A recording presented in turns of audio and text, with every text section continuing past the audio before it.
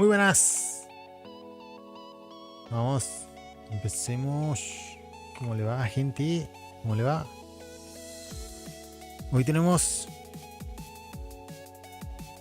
stream de Arenanet. Hoy tenemos las nuevas élites, el Ritualista, Paragón, Indiana Jones. Vamos a ir viendo, vamos a ir transmitiendo todos juntos. Tengo el inventario. No, mira mi inventario.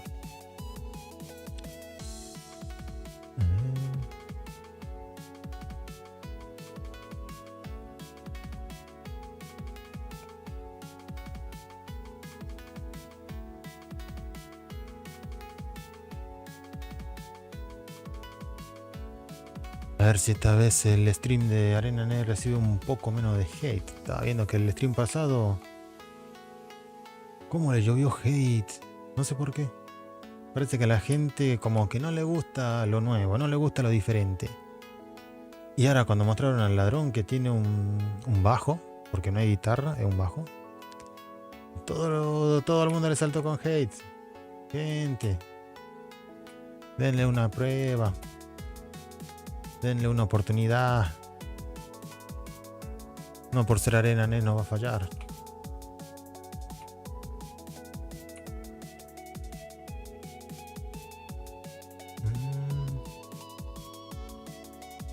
Che, no hay una chapa acá en el mundo.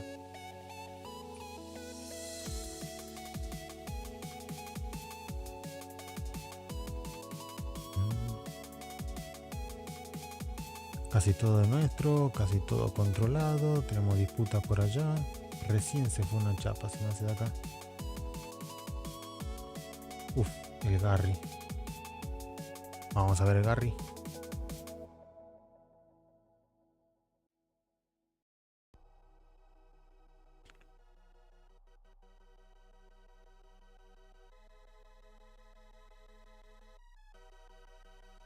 Faltan más o menos un poco más de media hora.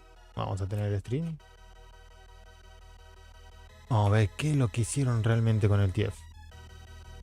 En mi opinión creo que el TIEF va a ser puramente DPS. El Necro sí va a ser un soporte y... O sea, en mi opinión, el que más hype me da realmente es el guerrero. Que por fin tenga una élite que haga algo, una élite que cure. No estar gritándole a los compañeros.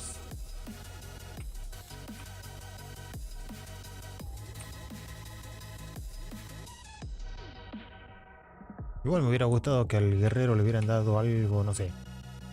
Algo que hacer con los estandartes también. Tendrían que arreglar el guerrero antes de darle una nueva élite.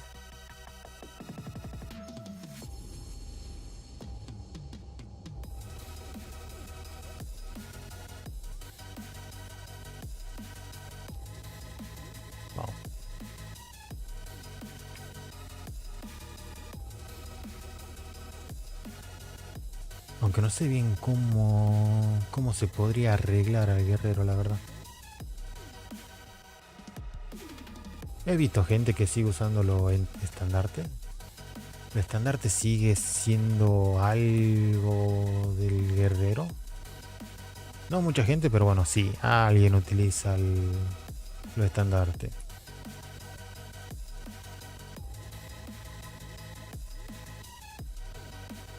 De ahí los gritos. A nadie terminó de convencer curar con gritos. Funciona. He visto yo utilicé el guerrero healer con los gritos. Funciona. Pero es una cosa de que el báculo está bueno. Me gusta el báculo en el guerrero. Es la mejor arma que vi. De las que implementaron con Soto. No, espera. Allá.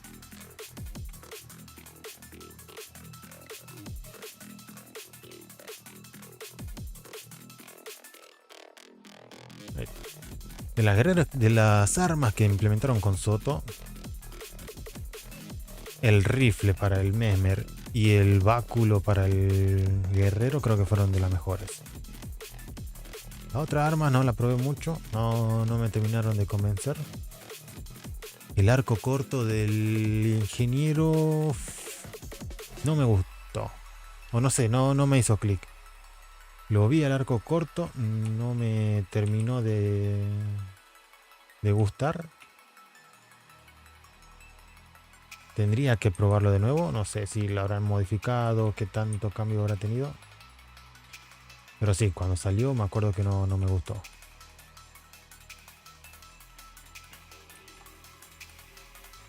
Y vale.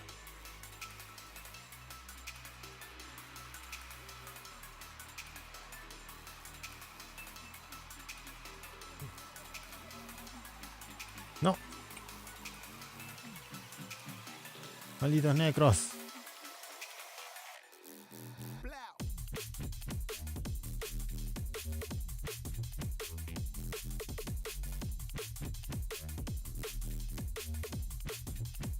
Ya, matame. Che, no hay nadie ahí, no hay nadie acá. ¿Por qué veo un punto azul ahí?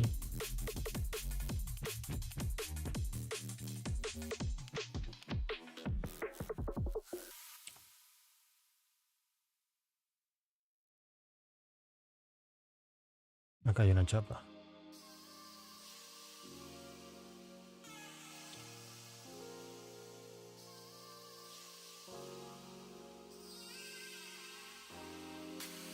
Y ahora... no sé qué esperar realmente de las nuevas élites. Lo bueno es que la élite no beneficia en un arma. Por ejemplo, si crees... qué sé yo, por ejemplo, acá... el ranger. Que sí, usa el druida y te da todos los buffos para usar el báculo. Y si quieres usar el báculo en otra élite, como que te perdés algo. No es mucho, pero se siente. Ahora con esta nueva élite no está enfocada en ninguna arma en teoría.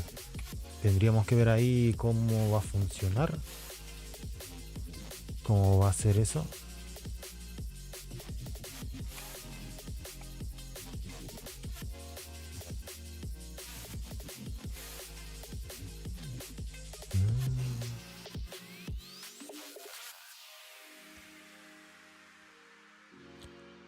¿Cuánto falta para el stream?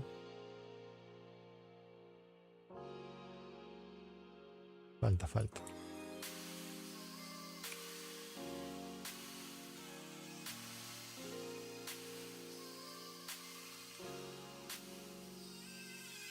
Yo creo que lo único que le pediría a Arenanet en este stream es que hagan como mínimo una pequeña prueba de lo que es el audio,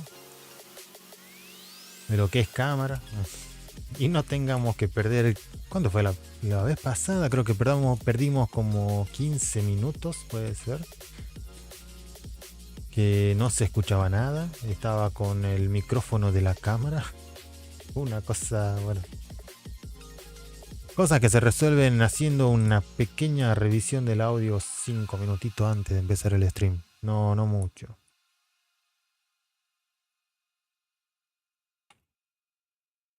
Dejando eso de lado, en cuanto a la muestra, creo que estuvo bien. Mostraron a detalle.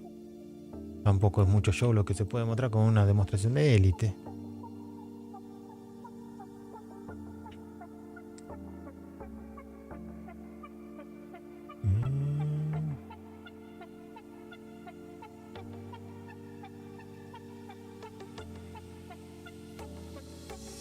Están viniendo los verdes.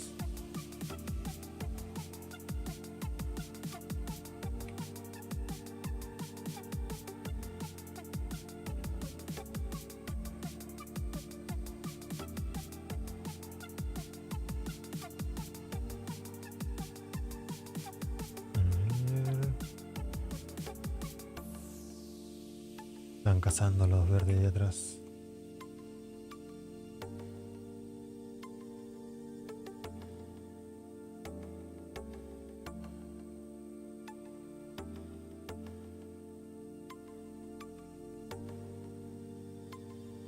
No está viendo nadie.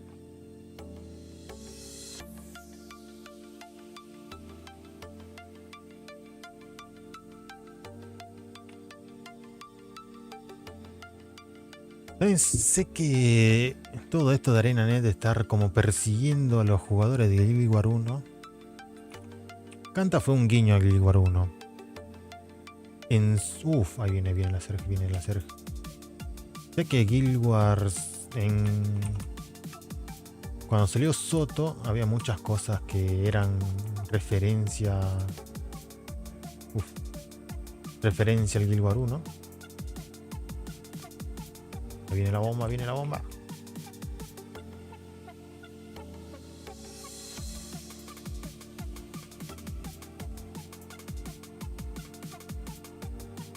Tendría que haberme puesto algo más de utilidad.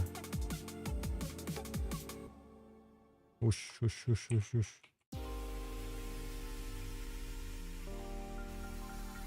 Tenemos cúpula, tenemos cúpula.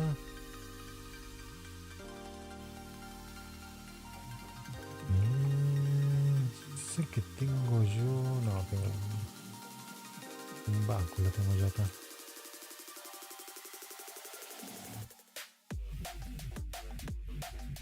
Ahí va la bomba, la bomba.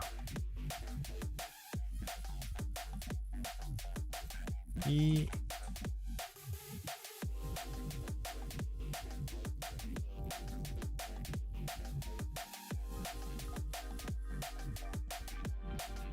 es nuestra, avancen, casen. Uf.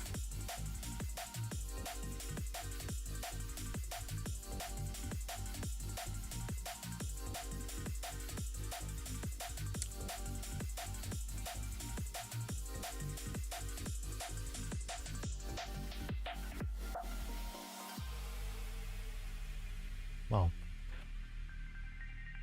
Sé que en Soto hubo bastante lo que es referencia al Guild Wars 1.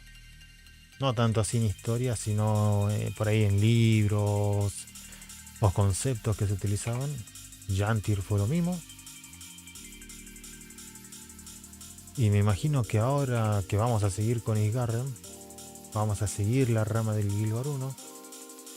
Si tenemos ahora Ritualista y Paragón, vamos a seguir con el Guild Wars 1.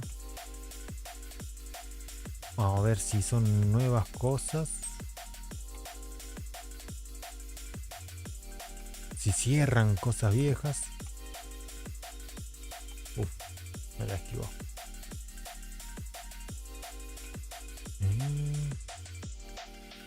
Easy.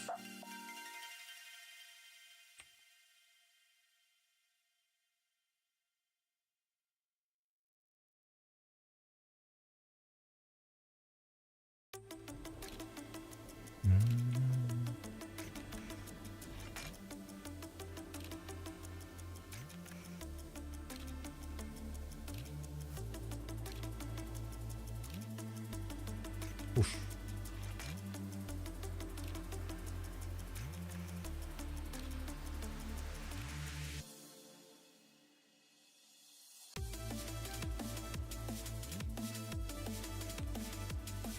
Esto es nuestro.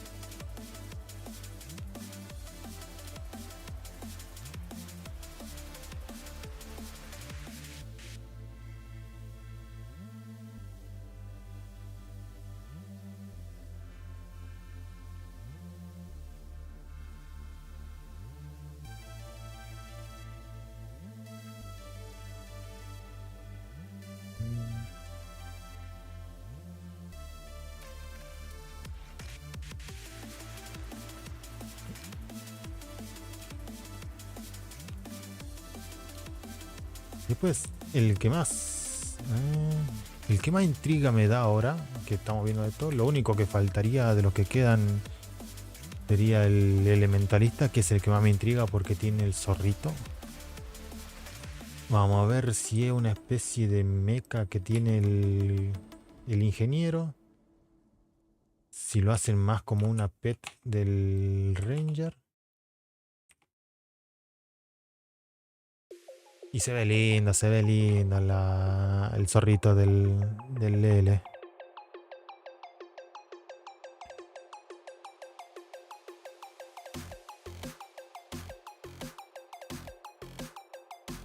No sé si para mundo una mascota puede servir, porque el mecha y la pet del ranger nunca me gustaron para mundo.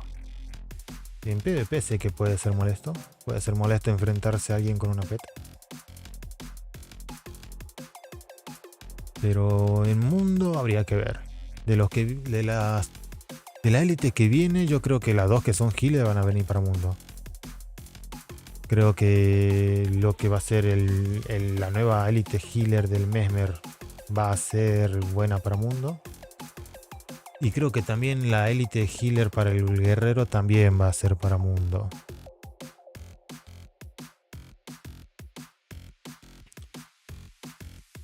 Desde ya que el báculo funciona bastante bien acá en mundo. Con los gritos.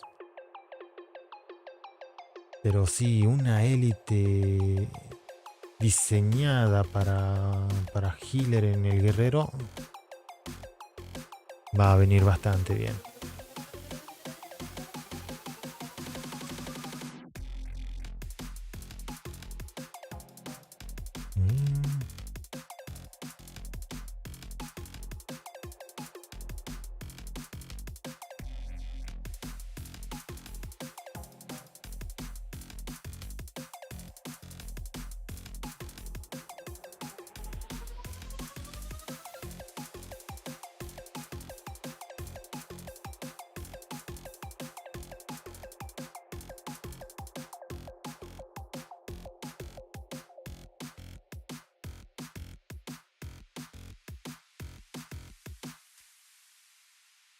Y después la semana que viene habría que ver qué van a hacer con el ingeniero.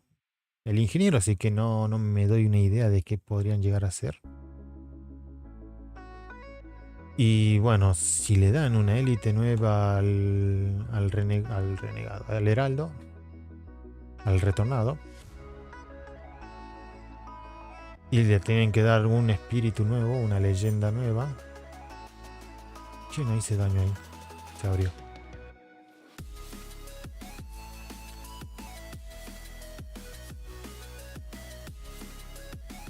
Y a ver, la leyenda healer que tenemos con el heraldo es el centauro. Es la única healer que hay. Porque después tenemos el heraldo como sí. Con glint. Pero no es tanto. O sea, está diseñada para dar buffos. Se utiliza para hacer healer. Pero está diseñada para dar buffos. No veo la élite del heraldo como algo para curar healer. Y curar con el centauro es molesto. Porque sí, el centauro cura, hace su objetivo. Da curaciones, pone el escudo, quita condiciones, pone estabilidad de una manera muy incómoda, pero pone estabilidad. Pero no da buffos, o sea, con el centauro no podemos dar furia, no podemos dar poder. Entonces tenemos a Glint, que lo único que hace es dar buffos y lo hace bastante bien. Y tenemos el centauro, que cura y lo hace bastante bien, pero estar cambiando de uno al otro puede ser molesto, que no sea responsivo. Sacaste el centauro y justo se te llenó todo el escuadrón de todo tu grupo, se llenó de condiciones, estás jodido.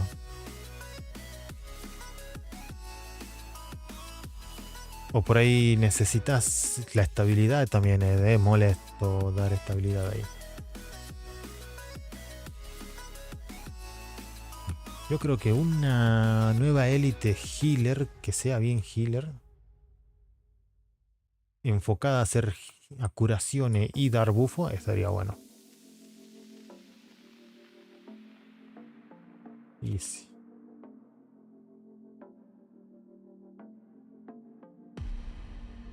Y yo creo que también el ingeniero se podría decir lo mismo. Está el healer scrapper, que es, bueno, healer quickness scrapper. Después está el healer alak mecha, que funcionan. Y el mecha sí tiene toda su configuración para hacer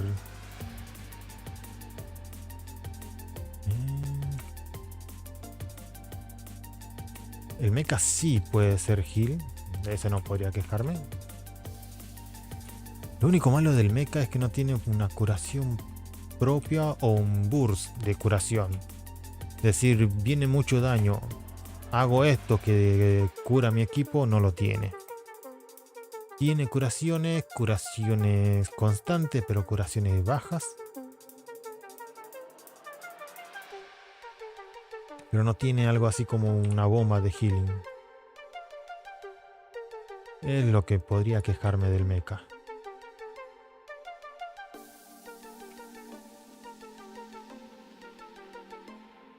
Ush.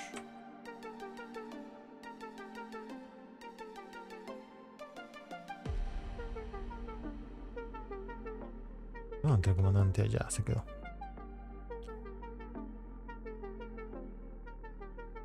Así que tenemos que ver ahora qué va a pasar con el mecha también. Si va a ser healer.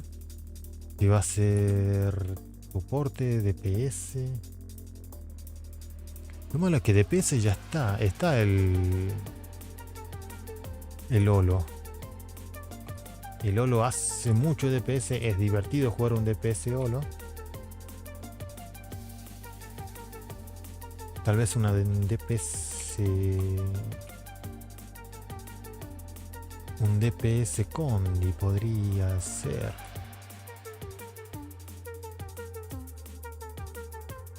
Y se están muriendo.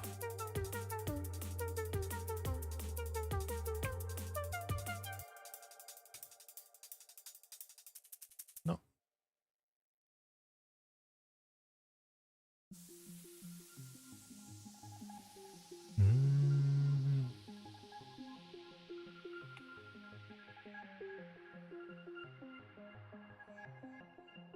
Uf, están viniendo los verdes.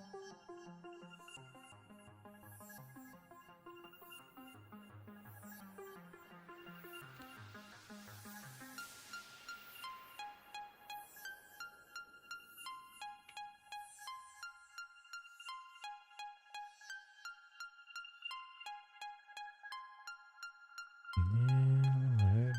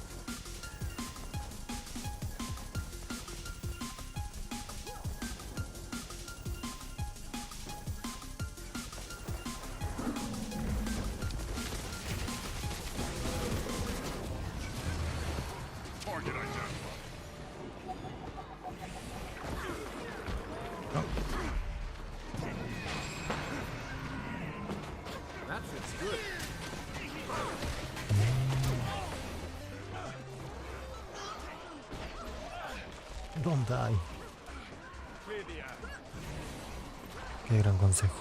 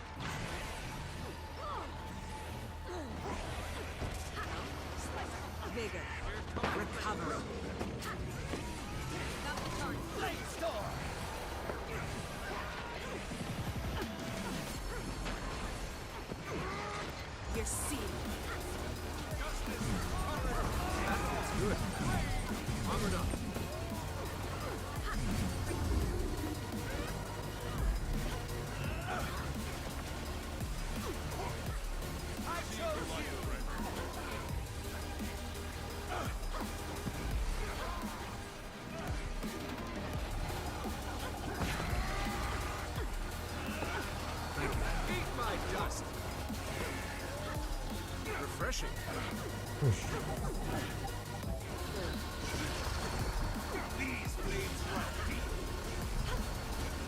Yo no entiendo por qué la chapa se quedó allá atrás.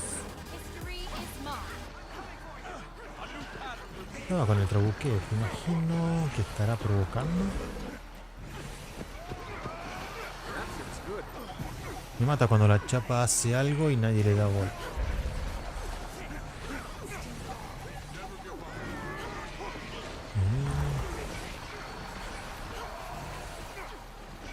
¿Dónde hay gente? No se muera.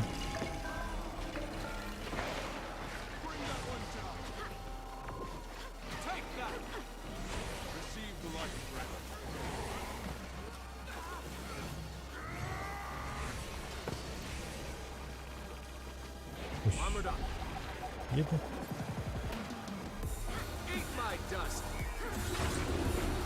Uf, me lo valió todo.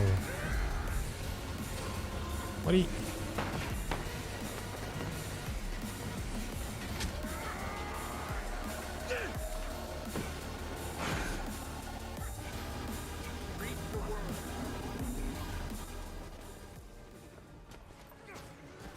No se dispersen, gente, no se dispersen.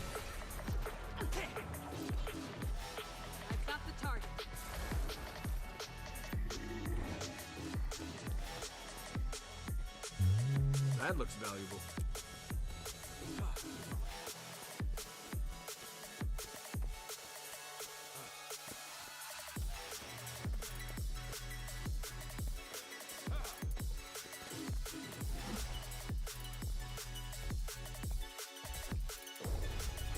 Vamos por la torre.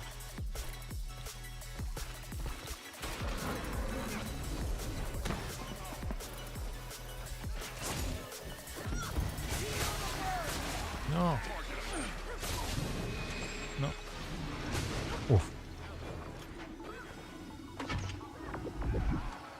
¿Cómo vengo a caer ahí?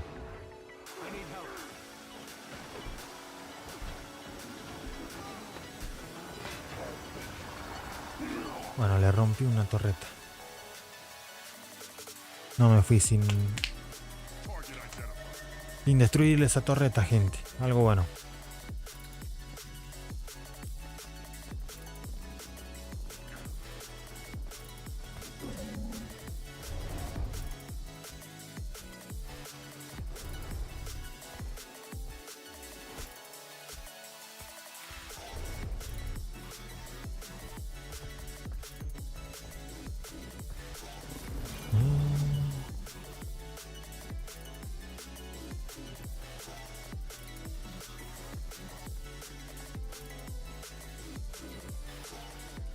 Podría venir Crono.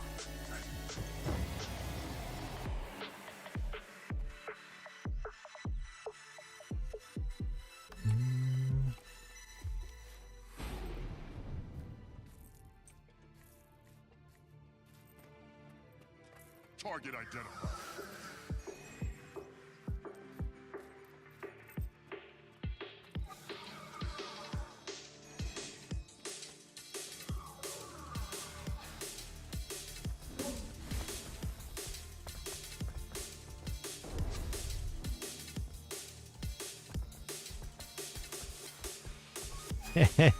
Tute. Pero no sería Wizard si no muero, Tute. ¿Qué se va a hacer?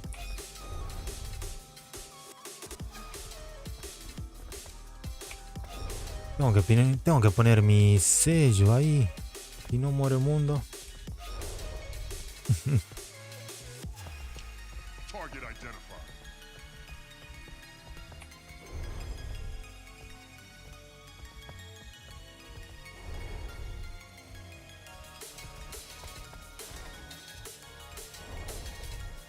Uf, ya lo están matando.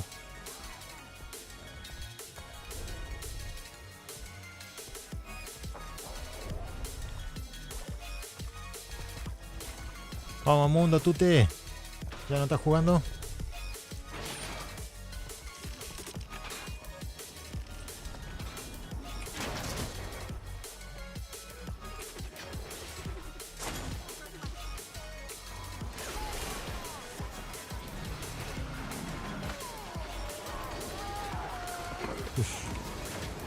No, vine a morir nomás. Sí, no, se lo limpiaron a todos. Refreshing. Ahora cuando venís a mundo tenés acá la reestructuración. Y donde vos veas un whistle te metes ahí. No te deja entrar a mundo si no seleccionas dónde querés estar. Y si estás en el clan te va a dejar entrar con todos. Así que ahí no tendrías problemas, Tute.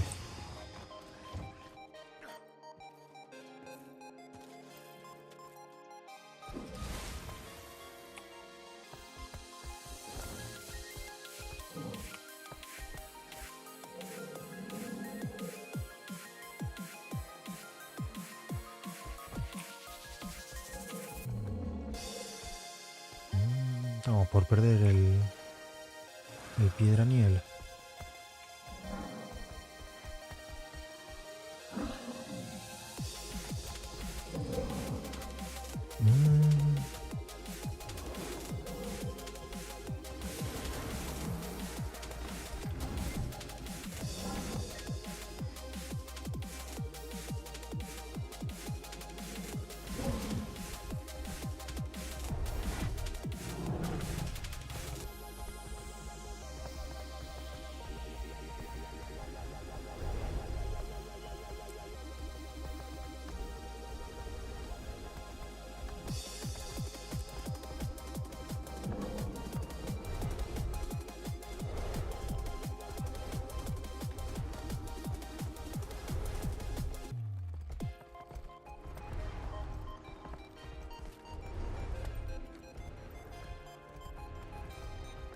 Che, ya está por empezar el stream, no me di cuenta de fijarme.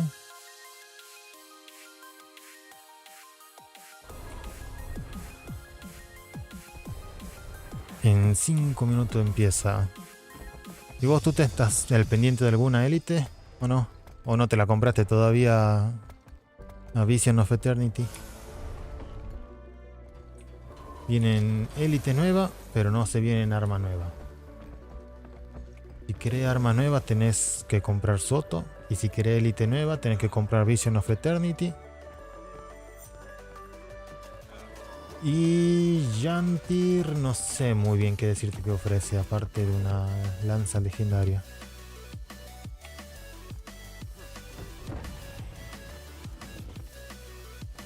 Sí, te había visto que estabas ahí en el clan que no conectas de tiempo.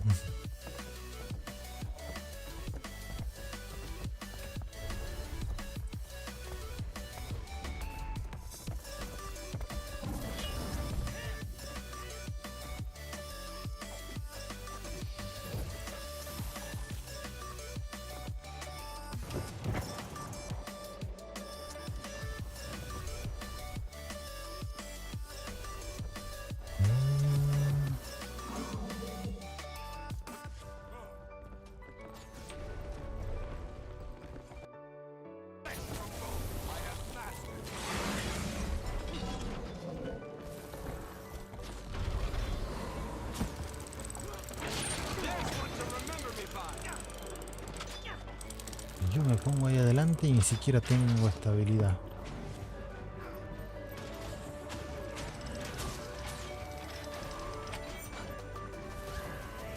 Refreshing.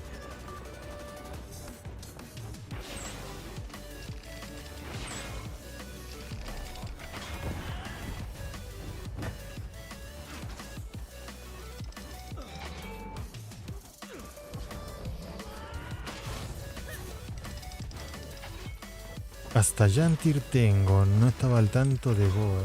Sí, Boe Eat my dust. se anunció tarde y va a salir tarde. En teoría tendría que salir ahora en agosto. Agosto, septiembre tendría que haber salido. Pero como son élite nueva, necesitan hacer la beta, necesitan hacer lo que es un balanceo. Decidieron atrasarlo 2 meses más, así que recién para octubre va a salir Boe. Bastante tiempo van a tener para... Y de ahí en más hay que ver la otra expa, o sea, es una expa al año. Hay que ver si la otra va a salir también en octubre, si va a salir en agosto. Y vamos a ir acumulando expa tras expa.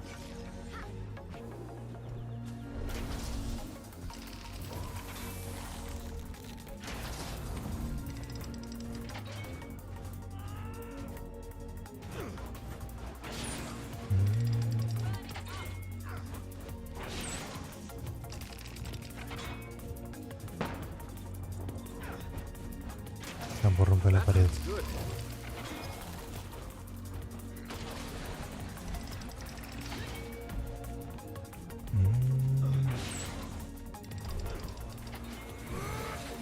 No sé a qué disparé.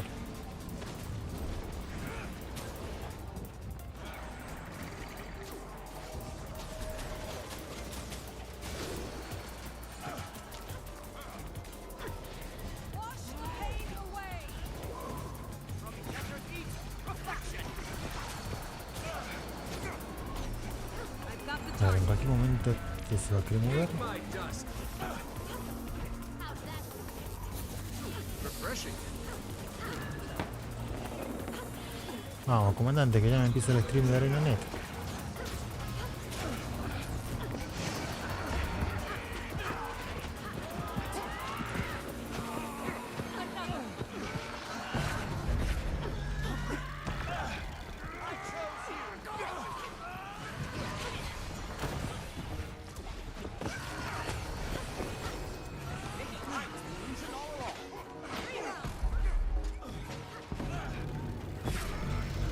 Uf, uf.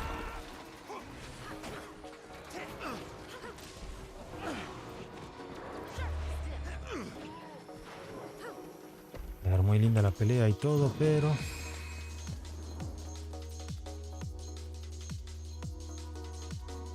ya está por empezar el stream. Y vamos a ver qué nos prepara.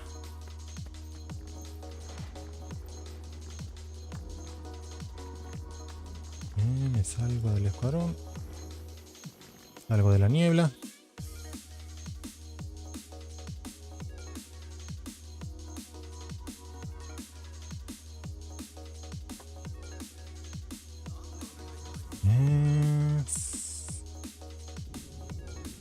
Selección de personaje.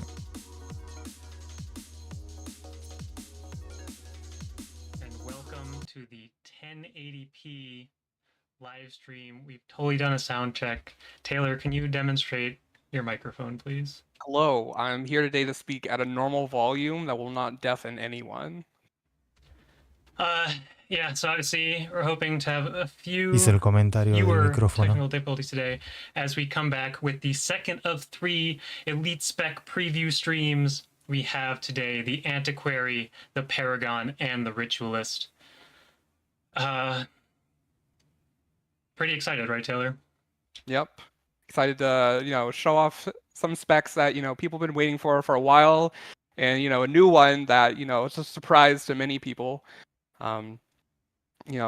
The Antiquary is pretty interesting spec we're excited to show people with some elements that haven't really put into any elite specialization before. And we'll get into that in a second, but pretty excited to show people what we've created. Yeah, and as always, keep in mind we're building up toward the beta. There's going to be a lot of things that aren't quite finished yet. We're still doing some final polish, doing some final balance tuning, even tweaking a few traits here and there. So on this stream you'll see some temporary text. A lot of things that might not look as optimal as they will once we get down the road to launch, but the idea is that we're getting these to a point where they are very much playable and in a place where we feel pretty good about a lot of the mechanics. We're not saying that everything's going to be perfect, but we're going to try out some crazy stuff. Some of it's not going to work. We're going to go back after the beta between then and launch and make some additional updates as needed. So just keep that in mind as you're watching this today, as you're playing through the beta. We're definitely looking for that feedback from all of you to see what is working, what isn't working, what needs to be improved, and we'll definitely see some changes between beta and launch. But anything else you want to mention, Taylor, before we hop right in? No, I think covered it. All right. I hope everyone is hydrating and ready. I will be talking more today, so ready to go. We'll be kicking things off with the Antiquary today. So, as mentioned, anyone who read the blog, we kind of have a vague understanding of the spec. So, as always, we're going to go over all the new profession stuff, all the new utility skills, all the new traits. Don't even have the correct elite skill equipped here. But the first things first, the Antiquary is kind of this like a collector of various artifacts from across Tyria. So we're going to see all those different artifacts as we use Grit Snatch. This is the new replacement for Steel. This is just going to be a ranged, kind of similar to Deadeye in that sense, where it's not going to be a forced teleport in, but you're going to have a ranged button that gives you your stolen bundles that will, in this case, be drawn from a random collection of these artifacts. And the idea is that every time that you Grit Snatch, the baseline is you're just going to have 2 of these. You see, this might be teasing towards something where the F4 button appears. We'll get to that once we get into the traits. Where we're going to get access to a couple of different artifacts. There's a pool of 8 different artifacts that we can draw from. 4 of them are more offensively focused, 4 of them are more defensively focused. And the idea is that, you know, every time that you Grit Snatch, you will get a couple of these, or maybe even a few of these, depending on your trait selections. And that is going to kind of play into your decision making as you adapt to the situation at hand as you draw these. And obviously, there is an element of randomness to this. Once we get into the traits, we're gonna see the adept tier is entirely dedicated to ways to mitigate that randomness, because we know as designers, as we're putting this together, that there's always a fine line to walk when we're making something that has a little bit more inherent randomness than other things that just don't have any. And we want to make sure that there's opportunities for this randomness to exist and kind of that fun, moment-to-moment decision making to happen without having like too many low roll situations that feel really bad, or like really high roll situations that blow out, so that when you're trying to do your DPS benchmark and you get your 1% high roll, that is your like 80k DPS or something. That's not really what we're going for. There will be some things that are slightly more powerful than others, because that is going to just play into, there's going to be some skills that are just raw damage and some that have a little bit more utility baked in. But we'll see, like, as we get into the traits, there's some mitigation there. And then we're also going to be keeping a very close eye on this as we get into the beta and, all the feedback around this, seeing like how much of the randomness works, how much, maybe we need to have a little bit more mitigation in their baseline. We'll see how it goes. But the idea is that we have kind of a wider collection of really powerful stolen bundles, and every time that you steal, you're going to get a couple of these or a few of these. So we're going to run through all of these. I'm going to use some developer cheats so that the stream doesn't take a while to go through all of them, because you never know what you're going to grab, but I'm just going to give myself some. I guess it's worth mentioning, every time that you steal, you can use 1 of these 2 bundles by default. Obviously, if you have improvisation, that's going to let you use another one, and there might even be a trait that allows you to use a 3rd stolen skill every time that you pilfer or Grit Snatch. So we're going to kick things off with all of the offensive bundles. Starting off with the Metal Legion Guitar. This one's a bit more of a kind of like a hybrid-y damage and a little bit of CC in there as well. So we're going to walk over here to some of our enemy golems, play the guitar. That's going to do some pulsing damage, apply some confusion, and then we're going to slam the guitar down, do a little bit of extra damage, and a nice little stun there. So, we're going to see like some condition damage elements on some of these skills as well. So there's going to be a mix of, power damage and condition damage, and you obviously see some CC here as well. So this skill will probably do a little bit less damage than some of the pure DPS skills that we see a little bit later. You can play this a few times. I'm cheating, so I can just use this skill as many times as I want, and there's nothing that these golems can do about it. But as we kind of showed off earlier, you will only get to use these a single time. You can move with the guitar, just in case it's not. Oh yeah, you want to rock clear. out. So you're not rooted that entire time. I'm gonna follow people, run down the stage and slam my guitar or something like that.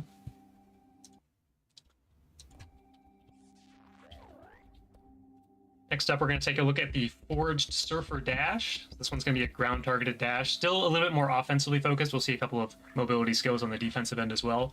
But this one is just going to be a mobility skill that drops some exploding bombs on the ground. So we can see this here, dashing through all these golems, dropping a bunch of AoEs on the ground. That's going to do some pretty relevant damage and burning. So a nice little mobility skill. You can obviously use this to run away as well, and enemies chasing you might run over all your bombs or force dodges or whatever have you, but a nice little combo of mobility and damage on this one. Get a close-up on this dash. It's pretty cool. Riding the Forged Surfer stuff, surfing across the stage, if you will.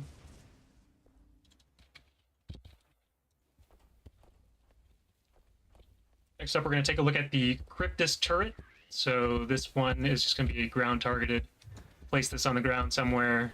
Here's the little script assistant is hanging off of that. I don't know if that happens all the time. I've seen it sometimes where it doesn't. So that's a nice little bonus that you might notice sometimes. A lot of the effects have little scrit in them for you to see. Sometimes your little script assistant will appear, but this is a pretty straightforward. Summon the turret. This is going to be like the main bread and butter damage skill. Only does damage, but it's going to shoot at the nearest enemy and do some pretty nice damage.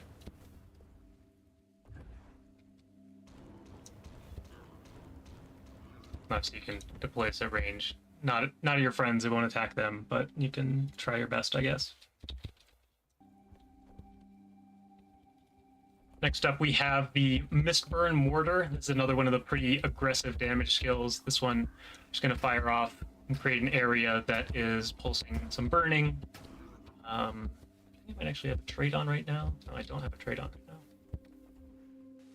But this is going to be a nice little ranged pulsing field. Does some burning, does some damage. Nice little well of whatever you want to call it. But it's again, going to be one of the more powerful offensive skills because it is just a raw damaging ability.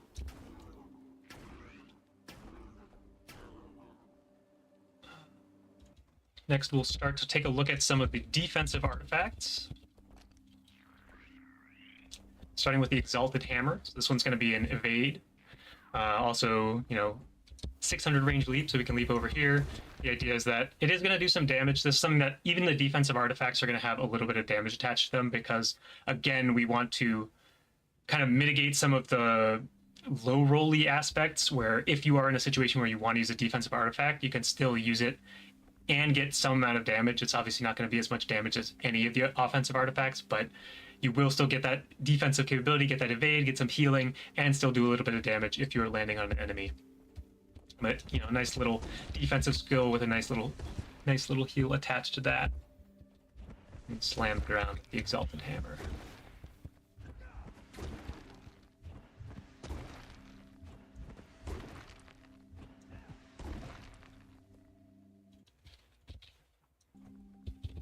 Next up, we're going to see the Chalk Shield.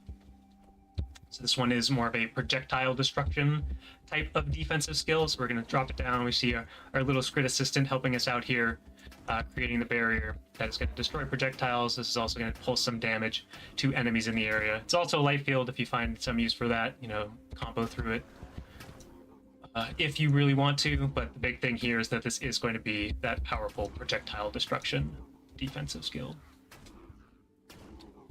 Close up on our little friend here.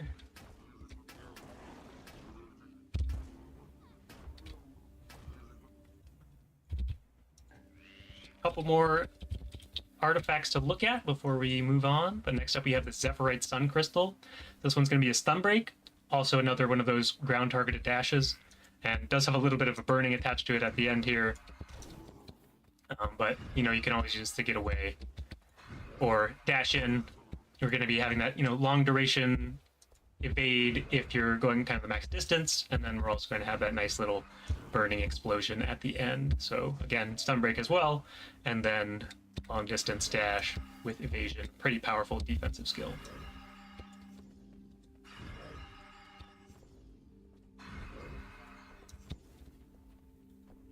And last but not least,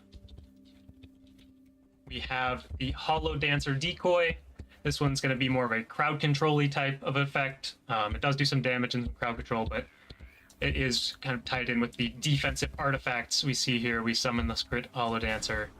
The enemies are all distracted and taunted, and then it explodes, doing some damage.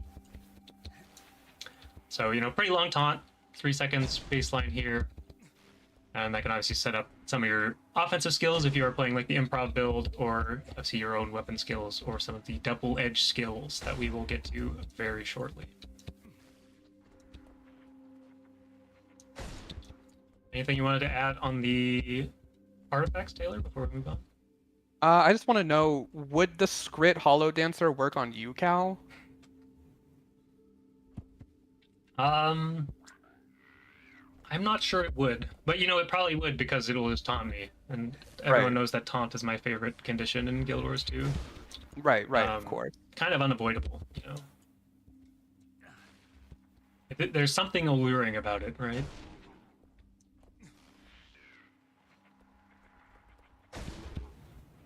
Anyway, let's go ahead and move on to double-edged skills, and then we'll get into the traits.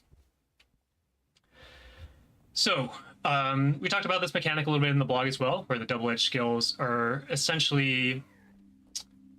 The best way to describe them is kind of like a flip skill, where there is two parts. There's the baseline that you'll always use initially, and then there is the secondary component, which is called the backfire. And the way that this mechanic works is, after I use the skill, it's going to do, you know, what it does. And then as it's recharging, you have the opportunity to use the skill again. And the idea is that, in this, right there, I didn't get the backfire, so I was able to use the base skill again with essentially no downside, or on a shorter recharge than is typically intended. And that's going to be based off how much of the skill recharge is left. So if there's 50% of this recharge remaining, then I have a 50% chance to backfire. And in this case, I did get the backfire, and then it goes on full recharge. You can't continue to activate it as soon as the skill has backfired.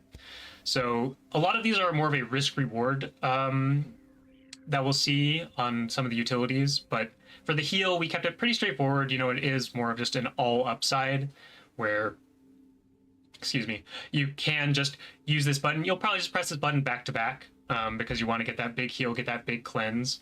But there's going to be a lot more decision making as we get into some of the rest of these skills here.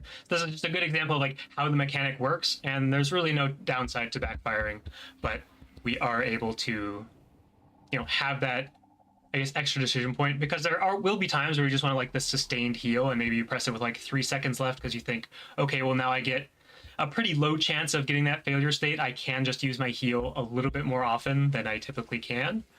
And then sometimes you are going to want that double tap, more likely to backfire. I didn't even backfire there with a 70% chance.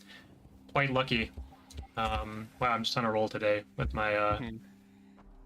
So, you know, we will see some of that as we get into the utility skills as well. There's going to be a lot more powerful downsides, I guess you would say, or a large opportunity cost of some of these backfire skills. But the idea is that, you know, the baseline is there is just this skill that you press, and it gives you a baseline effect, and then you can just ignore the mechanic if you want to and never risk backfiring. But there is always going to be like, you know, you could save a couple seconds off your cooldown and have a pretty low % chance for something to go wrong. You know, maybe you want to roll the dice. So again, anti-venom drop, pretty straightforward. Small heal and Condy removal on a low cooldown, or you can go for that backfire, get a big heal, big Condy removal, and it will go on a longer cooldown when that happens. Next up, we'll take a look at the Stone Summit Cannon. So this is going to conjure another Skrit helper to kind of fire this cannon. We're going to see it does a pretty big AoE burning, AoE damage. Oh, and I got the backfire there right away. I'm just going to show this skill off a few times without risking the backfire. We do see just a pretty strong DPS skill here. Big damage, big burning, long range. Well, you know, 900 range, more of that mid-rangey type range. But then we did see the backfire there. Let's just show it off. Yeah. Real time. The idea is that the cannon itself kind of does a backfire. So the Skrit's like, what's going on? And then it explodes and it does a bunch of damage. Notably, this will deal damage to yourself as well, but it is pretty easy to walk out of, as we saw. So we're just going to fire that off. I'm going to walk out of it. These golems are going to stand there, and they're going to get hit by an even stronger burst of burning and a bit of damage as well. So, this sets up really well with CC skills, or, other players CCing for you, or bosses that typically don't move very much. Pretty low risk, because it is, once again, there I got a pretty rapid succession of multiple uses of the base skill into that backfire. It's very easy for you to walk out of it, so this one, again, is pretty low risk, and if you are looking for that burst of damage, it might be something that you want to press back to back. Can I get you to do a close-up on the script during the backfire? Oh, yeah. Just make sure that everyone sees what's going on there. Getting incredibly lucky again.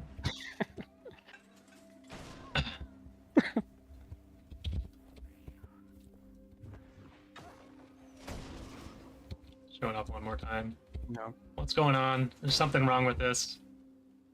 And then, If you were playing this spec with the goal to do the most damage, what would your number be, Cal? What percent chance would be risking to do the backfire? Because I think, normally taking like a 10% chance, if there's like a second left on the cooldown, seems pretty good.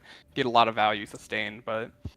Well, I mean, this skill doesn't go on a longer cooldown, so I'm just double tapping this all the time. Right. Because, I can press W and I can walk out of this. That's no problem. I don't know, maybe the boss is going to CC me and it's all going to go wrong. Next up, we will take a look at the Inquest portal device.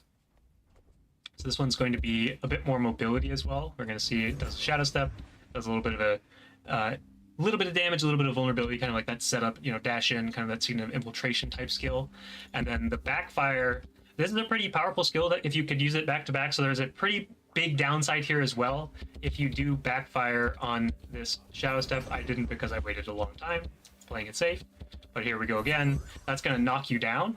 So this is more of a break in case of emergency type skill, where if you are, porting away from somebody and then you need to port away again, you're obviously going to get knocked down. Maybe you combo with a stun break, or you have stability. There's definitely options with this skill, but a lot of the time you will probably just use the front half of the skill, and then the backside will be purely for emergencies. Or, maybe you can get really lucky and Shadow Step multiple times in quick succession. You gotta be ready for the backfire, because life comes at you fast. Porting in but getting knocked down, that seems maybe not the best thing to happen to you. So it's definitely a high risk, but again, a very powerful effect, being able to Shadow Step multiple times off one skill. Yeah. So we'll see that again as we get into, well, the next skill here, Emergency Jade Shield. This is going to be a stun break, and notably, the backfire side of this is also a stun break. So the base of this skill is we're just going to get a little bit of barrier. We're going to do a stun break, so a nice little defensive skill here. And the backfire is that you will have the shield kind of explode, so you will take a lot of damage. I can stop cheating all super heavily here, so we can just see a pretty notable amount of damage to yourself. You obviously get a little bit of barrier on top of that, and you had barrier from the front half, so there is some built-in defense. And this will do a bit of damage as well. We are hitting this golem with this explosion in addition to ourselves, kind of the same idea that we saw with the Stone Summit Cannon. But this is, again, a very powerful defensive skill where you will have kind of almost an ammo stun break that recharges the entirety of it every time the recharge comes down. So there is a pretty significant trade-off here for the backfire with that damage to yourself.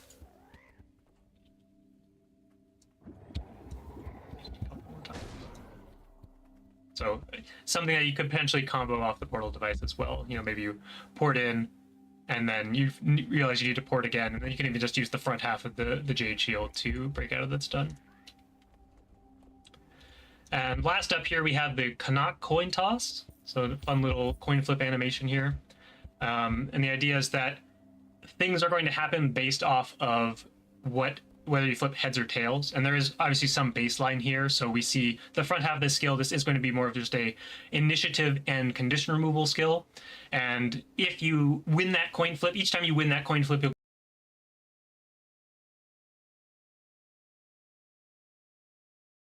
get a little bit of an extra initiative bump and a condition converted to a boon, as opposed to just a single initiative and a condition removal.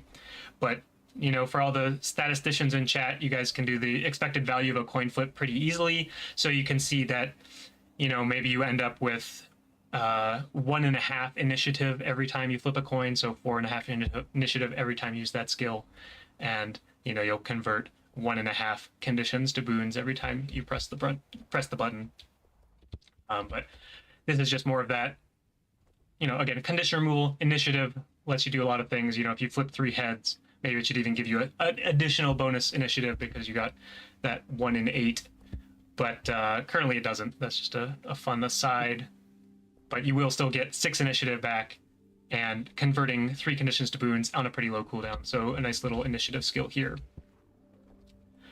Then obviously you can reactivate this again. If you do backfire, we see the red coins here to indicate that something terrible has happened. This is going to be another example of like more of a break in case of emergency, because there's going to be a pretty significant downside here where when you reuse this skill, you will always be removing boons from yourself.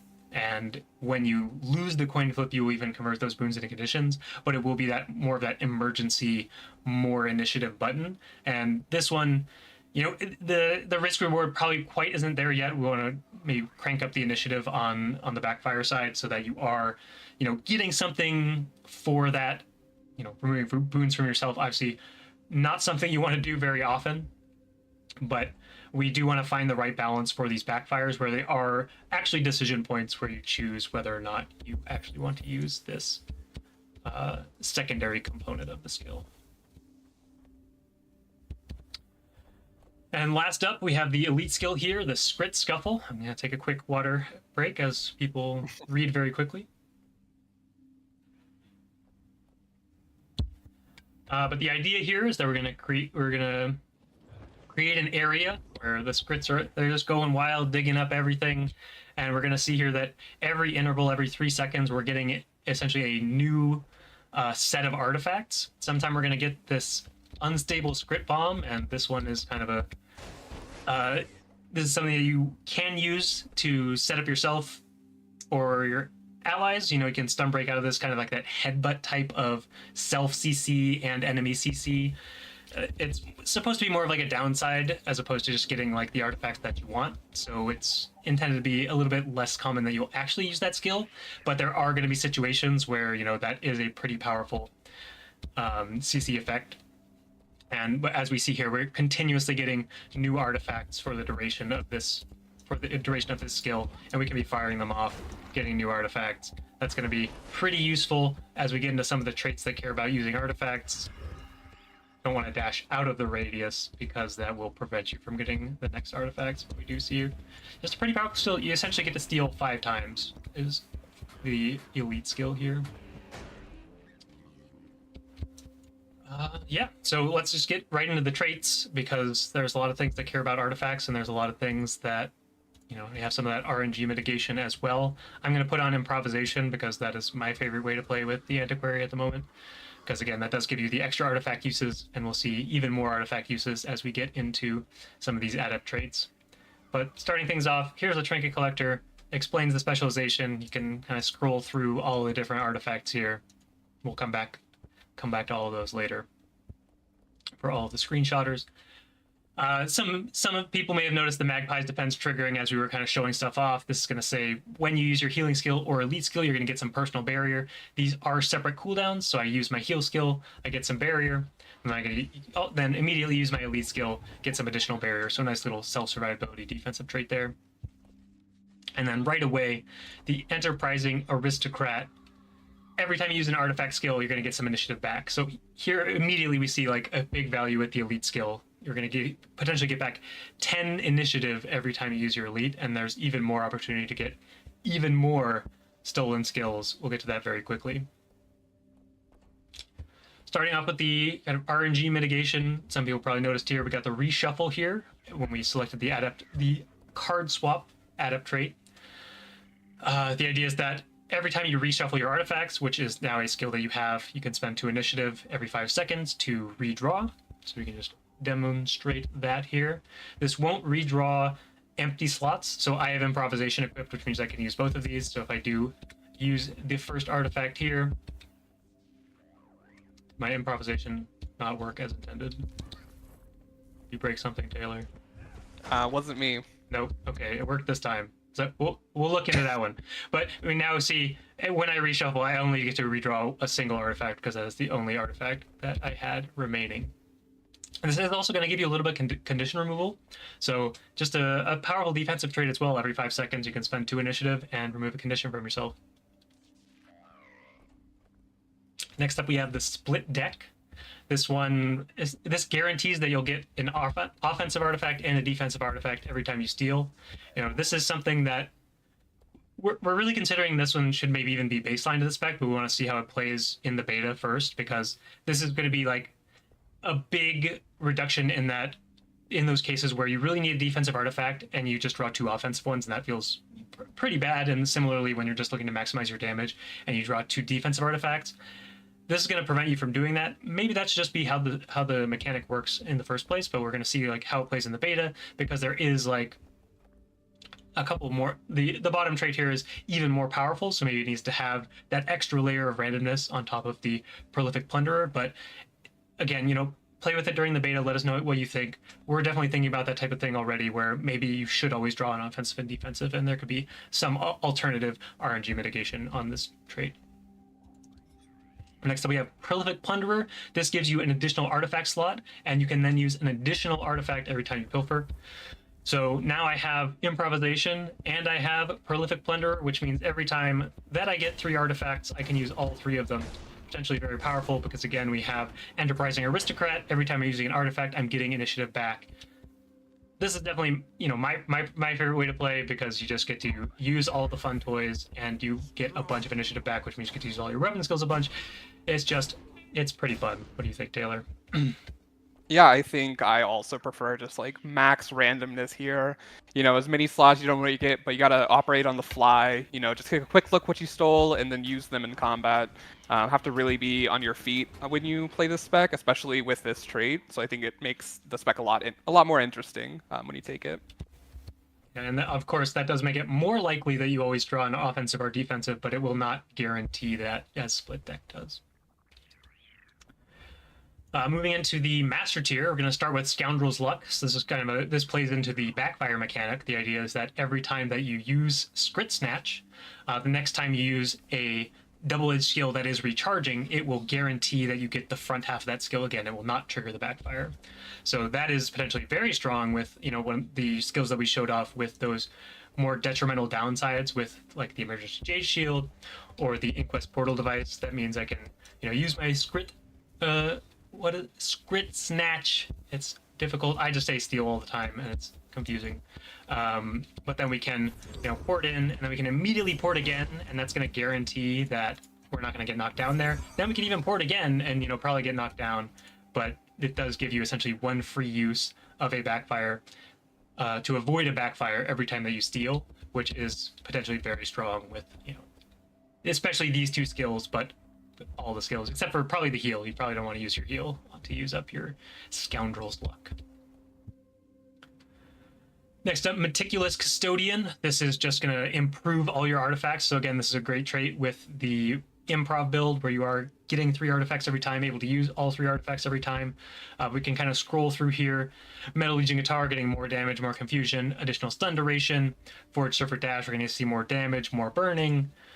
Mistburn Mortar, same thing, more damage, more burning. Just improvements to all of the artifacts here. The Chalk Shield, a little bit more duration, a bit more damage as well. Exalted Hammer, going to do some more damage, do some more healing. It looks like the healing number is incorrect on this specific instance, but it will be larger than the one that we saw on the initial skill in-game. And the Cryptus Turret obviously doing more damage. Hollow Dancer doing a bit more damage. The radius here is going to be larger, so even more likely to trap enemies inside. And the Zephyrite Sun Crystal going to do a little bit more burning at the end of that dash. So, the more that you're using artifacts, the more that you might find this trait valuable to make your artifacts better. Makes sense to me. And last up, we have Exhilarating Ephemera. This is just going to be more of that typical damage bonus trait. So every time you use an artifact, you're going to get some duration of this damage bonus. And we do see that you can kind of... You'll want to have either the Prolific Plunderer here or Improvisation so that you're able to use multiple artifacts to stack up that buff and kind of get the max duration of this increased damage window. Take a quick break for water and mouse over this fun Grandmaster trait. Pretty good icon for that one. So we have the Prodigious Pincher.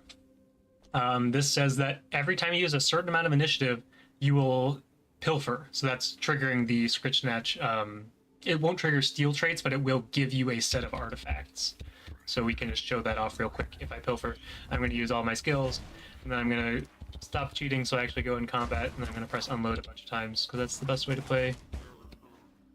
I'm going to get some initiative, where you see some stacking buff. We obviously get lead attacks here at the same time, but this is stacking up, and once we get to the maximum stack count, that's going to give us a free pilfer, refilling our artifacts, and we're again playing the build with improvisation and prolific plunderer, so we get to use all three of these, and that's going to give me 6 initiative back. So there's a pretty fast-paced gameplay here where you are going to be able to be using a bunch of artifacts, giving you initiative back, using a bunch of initiative, getting more artifacts, and that's going to be kind of like an endless cycle of pilfering. It's pretty fun stuff.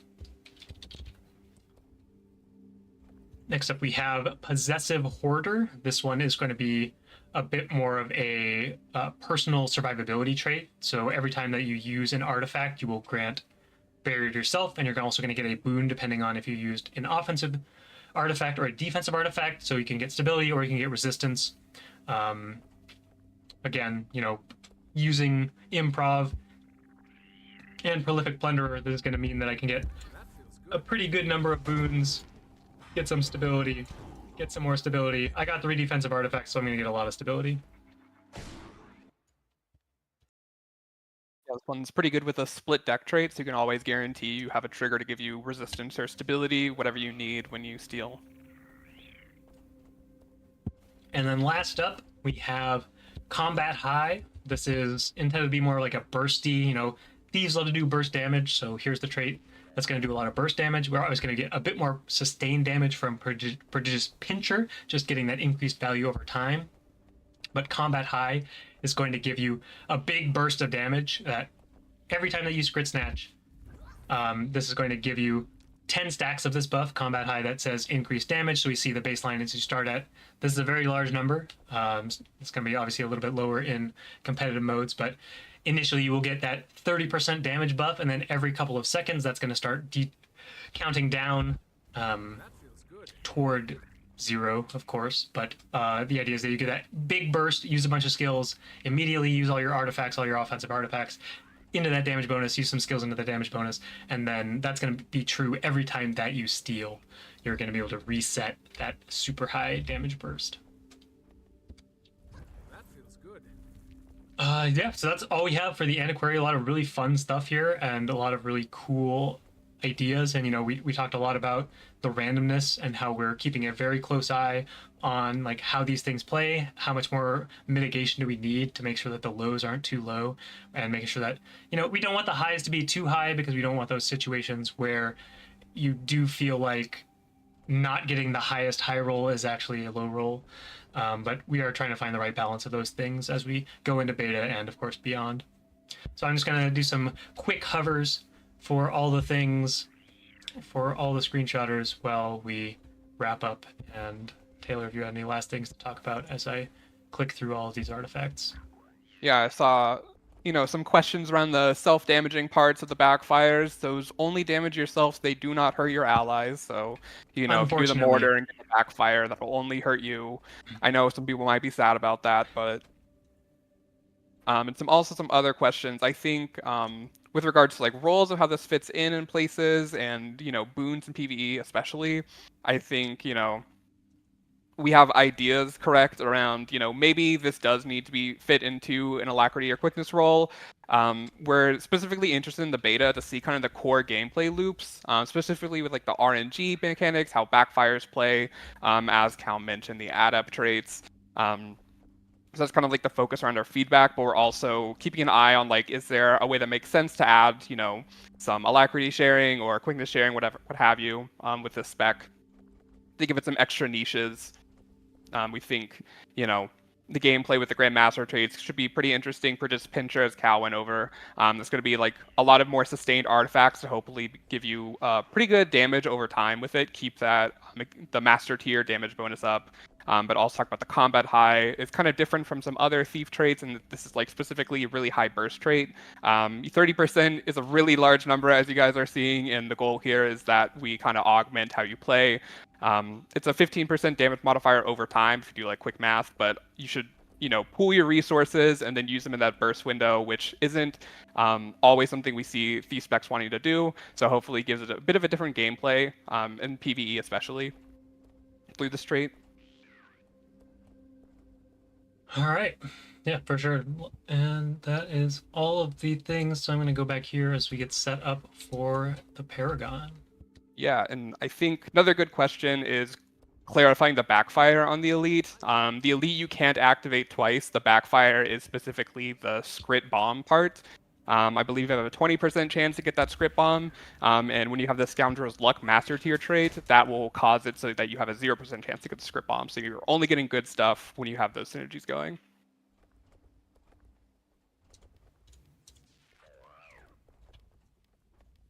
Then next we'll head into the Paragon. I think we are all set up here.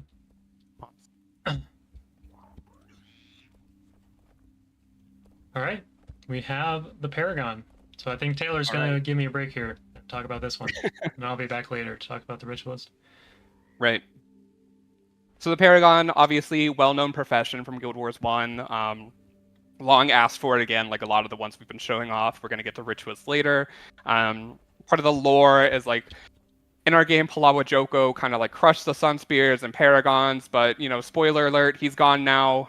So Paragon as a profession has kind of come back up, kind of latched onto Warrior, and started, inspiring their allies again. Talking about the gameplay loop, we're taking what was core to Paragon. It's a heavily supportive elite specialization, and then kind of merging it to Warrior, mixing with its mechanics, how would a Warrior support its allies and command the battlefield as a Paragon once did. So we can look at the UI, and you notice you have your burst skill there, and you also have 3 new buttons, and then a little outline of something that we'll get to. To start, it uses level 1 burst skills like Spellbreaker, because those other 3 buttons, their chance, they'll also be consuming adrenaline, so we wanted to make sure that management was a bit easier. The spec can be pretty adrenaline hungry. And so level 1 burst skills just made sense. But then we can start talking about the chance. That's really where the profession mechanics start, happening, making sense.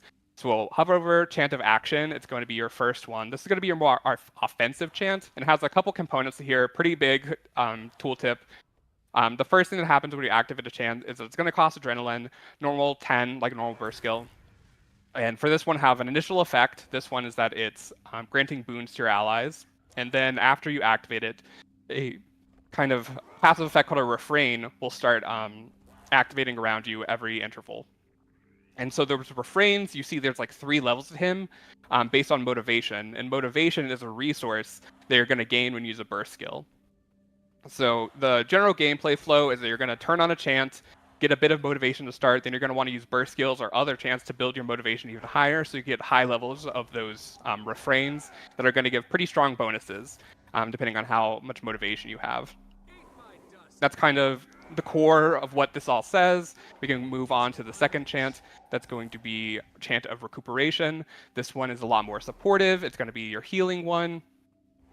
So when you activate this one, you're going to give your allies a bit of barrier to kind of sustain them until the healing pulses can come through. And as you can see, you're going to pulse healing. That's dependent on how much your motivation level is, as well as, at the max, you're going to also be able to pulse resistance, pretty strong boon. This one, you can see the motivation cost is higher than the Chant of Action, so it's going to cost more and be harder to upkeep. So perhaps, build up a lot of motivation when you're using your Chant of Action, and then you swap over to the Chant of Recuperation to get those really strong pulses, and so that doesn't completely drain you of the motivation as you use it. And then the last chant that we have is going to be the Chant of Freedom. This one is going to be your more utility, kind of defensive shout that we have. When you first activate it, you're going to break stun from allies in an area, so it's a pretty powerful effect. And then it's also going to grant boons when you pulse based on your motivation. You can see that it starts, pretty weak with swiftness, but then builds up. Next is resolution, and then finally have a really strong stability effect. And you can see that unlike the other two, this one's motivation cost is more scaling. The higher the motivation you have, the more it's going to cost. So trying to upkeep that stability is pretty hard, but keeping it at a low level 1 is going to be a lot easier.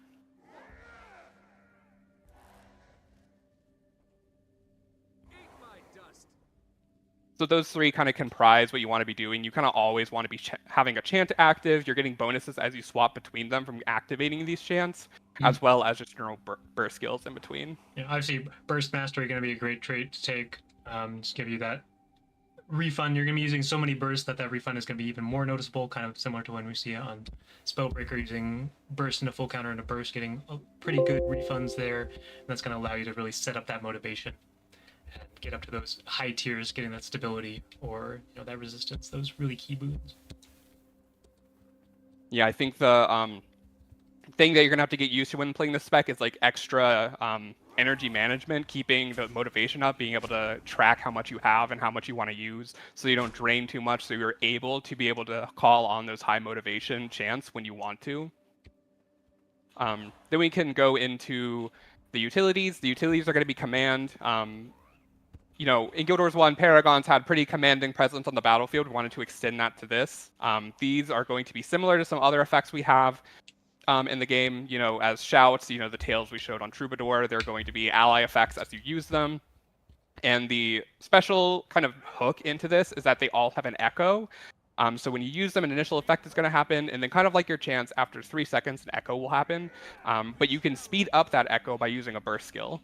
So you can use your normal burst skill or your chance, but when you activate that, it'll trigger the echo no matter how much duration had left on that interval. So the correct timing, you can really get it like right back to back, and potentially get a pretty powerful effect all at once. So starting with the heal, we have We Shall Return. First part of it, pretty simple, a lot like ally heals. You're going to heal yourself, heal allies around you, and then its echo effect is it's going to heal for a lesser amount, but also cleanse conditions. Pretty bread and butter what you want out of your handling slot as a support. And again, timing it correctly, making sure you have adrenaline before you use these commands can make it so that you get a lot of upfront value at once. We can move to the other utilities. The first one we have is Find Their Weakness. This one's going to be a more offensive command. It's going to strike and apply vulnerability to allies around you, and then after the echo triggers, you're going to get might based on how many enemies you struck.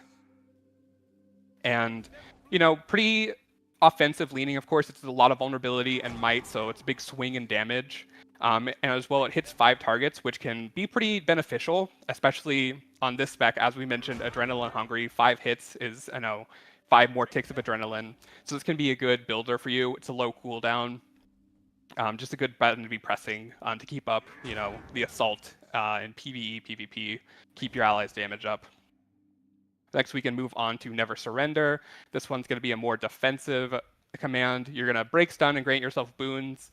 And then there's a little additional effect that we're trying here. We'll try it in some other specs, as we'll see next week.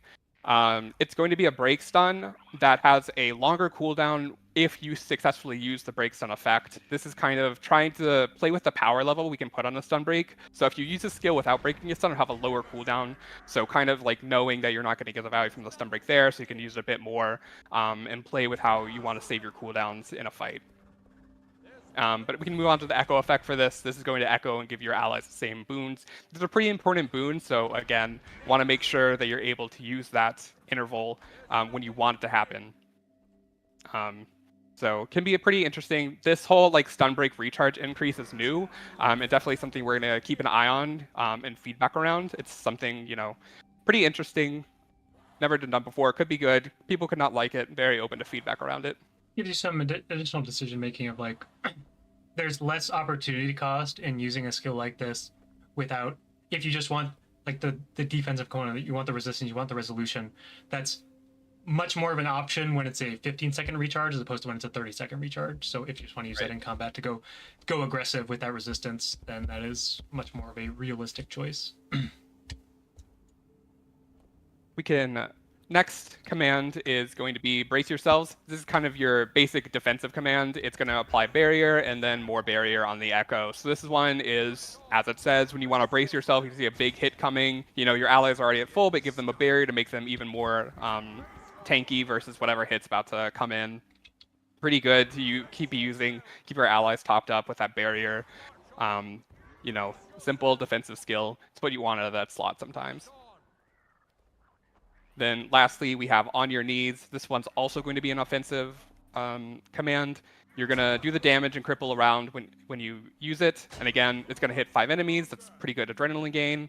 And then when it echoes, you're going to damage again, more adrenaline, and apply weakness to the enemies, making them do less damage to you, have less endurance in PvP, weakness, pretty good condition, and with a large radius. The crippling here could be interesting, especially tactics as a trait line that Paragon is probably going to want to take. You know, get leg specialists, have an AoE immobilize, pretty good effect. So this skill can be, I think, deceptively good based on the minor effects and how you trait into changing what it does. But then we can get to the elite skill, and the elite skill is one we showed, or we talked about in the blog post, showed in the video, and everyone, you know, super cool effect. Having those Paragon wings, it's we will never yield. When you use it, you're going to get a buff on yourself where you cannot fall below 0, save, you know, some PvE boss effects. But basically, for the most part, you can't die, which is very strong. And then kind of like rebound is when this buff falls off, you're going to get barrier, and the barrier is going to scale based on how low your health was. Because denying death can be pretty powerful, but when damage is like constantly coming at you, you can live it at 1, and then if you don't get a little bolster after that, you just fall over. So that barrier is there. It's a little pillow to make sure that you're able to heal your allies and everyone up when that effect ends. And so the echo here is going to be how you give your allies that buff. So I think out of all the commands, this one is the most important to have lined up with a chant or a burst skill to give your allies that buff. Because it's something that you really want to time well, because if you do it a bit late, you know, it's too late, they're dead. So trying to add a bit of skill expression here, just to add an extra caveat when you use a skill if you want to use it correctly. That kind of covers commands, how they play, so we can move on to the traits. First trait is going to be Rally the Valiant, just talking about motivation and the stuff we covered with the chants. The next minor trait is going to be Inspiring Implements. Gain motivation when you use your 4th and 5th weapon skills. It's kind of a new trigger that we're playing around with. Can kind of influence the weapons you want. Maybe some weapons have a longer cooldown on the 4 and the 5, and that matters to you. You really want that motivation building, so you choose to go an offhand that has maybe lower ones. I think, you know, Warhorn is a weapon that you can use the 4 and 5 slot decently freely, so a lot of motivation building built up, but just kind of the gist here is that it's a little extra motivation gain outside of your burst skills. Then we can move on to the Grandmaster minor, which is Unyielding Resolve. Strike and condition damage dealt to you is reduced for each point of motivation you have. This is going to be a basic defensive trait, something, you know, a supportive character would want. You can't heal your allies if you're dead, so just kind of a passive defense to make sure you can stay on the battlefield, keep healing people.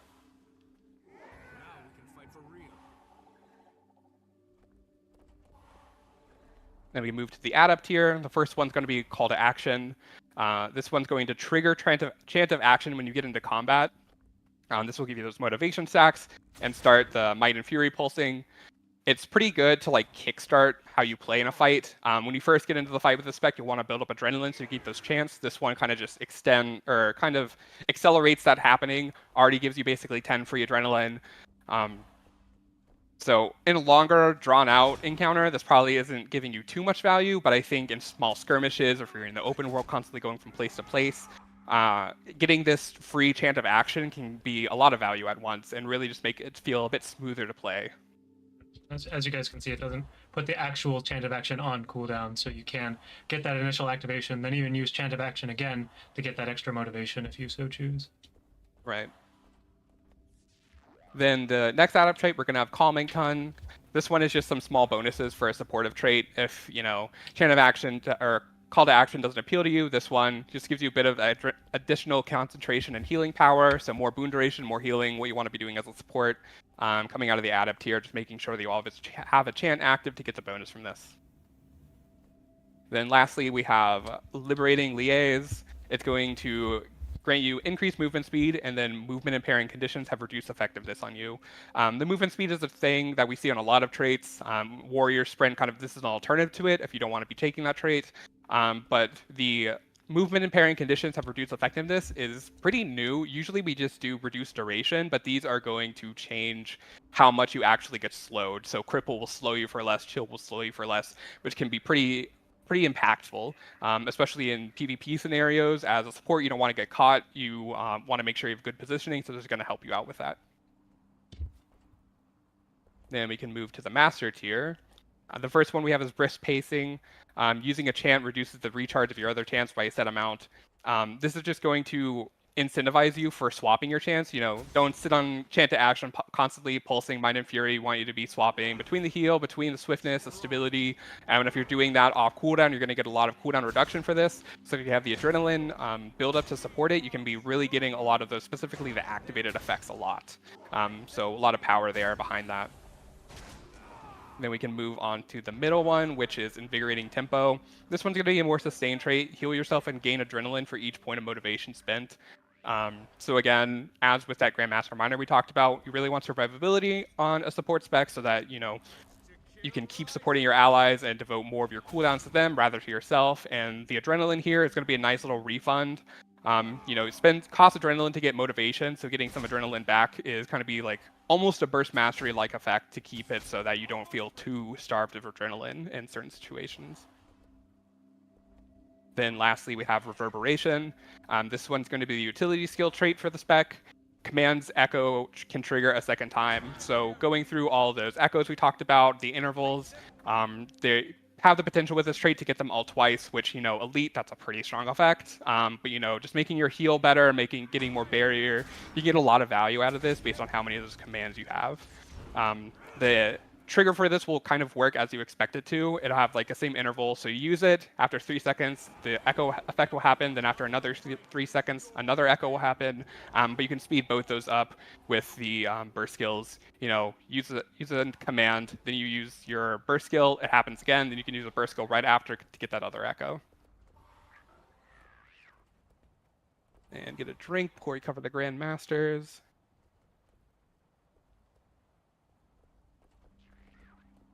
So the first Grandmaster is going to be Feverish Pulse. This one is going to be kind of like how you support with boons in game modes. In PvE, it's going to be Alacrity. And Alacrity support is something that people have known has been missing from Warriors kind of kit for a while. So this is going to be enabling the Paragon to step into that role, hopefully do it really well, something we want to be seeing people do in PvE. And in competitive modes, this one's actually going to give quickness. You know, in World v. World, compete with those Firebrands, those Chronomancers, that quickness is a powerful boon there, and give it a little edge in PvE to be in PvP to be a more offensive support. Something that Warrior is known for when you pick it is really making your allies, giving them a lot of might, making them hit harder. So this is kind of like carving out its niche there with this trait. We can go to the others. If we go to the middle one, we have Strengthening Stanzas. This one is going to be your more selfish trait. You know, if you don't have allies running around the World v. World, you want to play Paragon. This is kind of the trait you don't want to play Paragon with a group. This is the trait you want to take. You can see that you get a different bonus based on based on which chain you have activated. Chain of Action is going to give you pretty big damage modifier. Chain of Recuperation, pretty big incoming damage reduction. Chain of Freedom is a really large movement speed. So this has a lot of powerful effects behind it based on which one you have active. In competitive modes, you could also take this. Maybe you don't need additional support for your allies. You just need to be, have that really big damage, reduced damage incoming or really high movement speed. So you can take this trait potentially and still be a pretty good support. So a lot of potential behind this one. And then lastly, we have Enduring Refrain. This one is going to make basically all your chants better as you activate them. This one's going to crank your support up to like the max level. It's going to cause Chain of Action to grant more might when you have the refrain going. Recuperation is going to heal more, and then Freedom is going to get increased boon duration. And on top of that, it's going to reduce the motivation cost of some of those higher levels. We saw that Recuperation cost 2, it's going to cost 1 now, and then Chant of Freedom, the upper levels will cost less. This again making it so you can keep supporting your allies with even if you can't upkeep all of that adrenaline. So kind of seeing in all of those ways, different ways you can support your allies with the Paragon. That kind of, covers the gist of it. Cal's gonna hover over all the tooltips. Any Any got all words the on Paragon? skills, or the traits, got a lot of good hover time, so I'm just going to go quickly back through the skills. Yeah, I mean, Paragon is a lot of fun, like just having more things to spend your adrenaline on, even more so than like Spellbreaker at the F2. Now we have F2, F3, F4. Obviously, all the adrenaline traits are going to be very powerful, but it just gives you like that extra layer of decision making of like, when do I want to use my adrenaline? When do I need to build up more adrenaline so I can use multiple things back to back to back? And just going to add like a bit more depth to like typical warrior gameplay on top of being like that really strong support warrior that we've really been looking forward to adding to the game.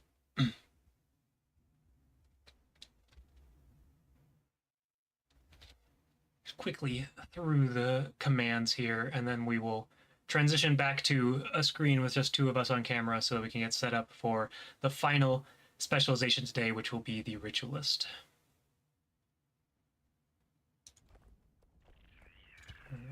Brace yourselves, and finally, we will never yield. Fire that up one more time, get some Paragon wings.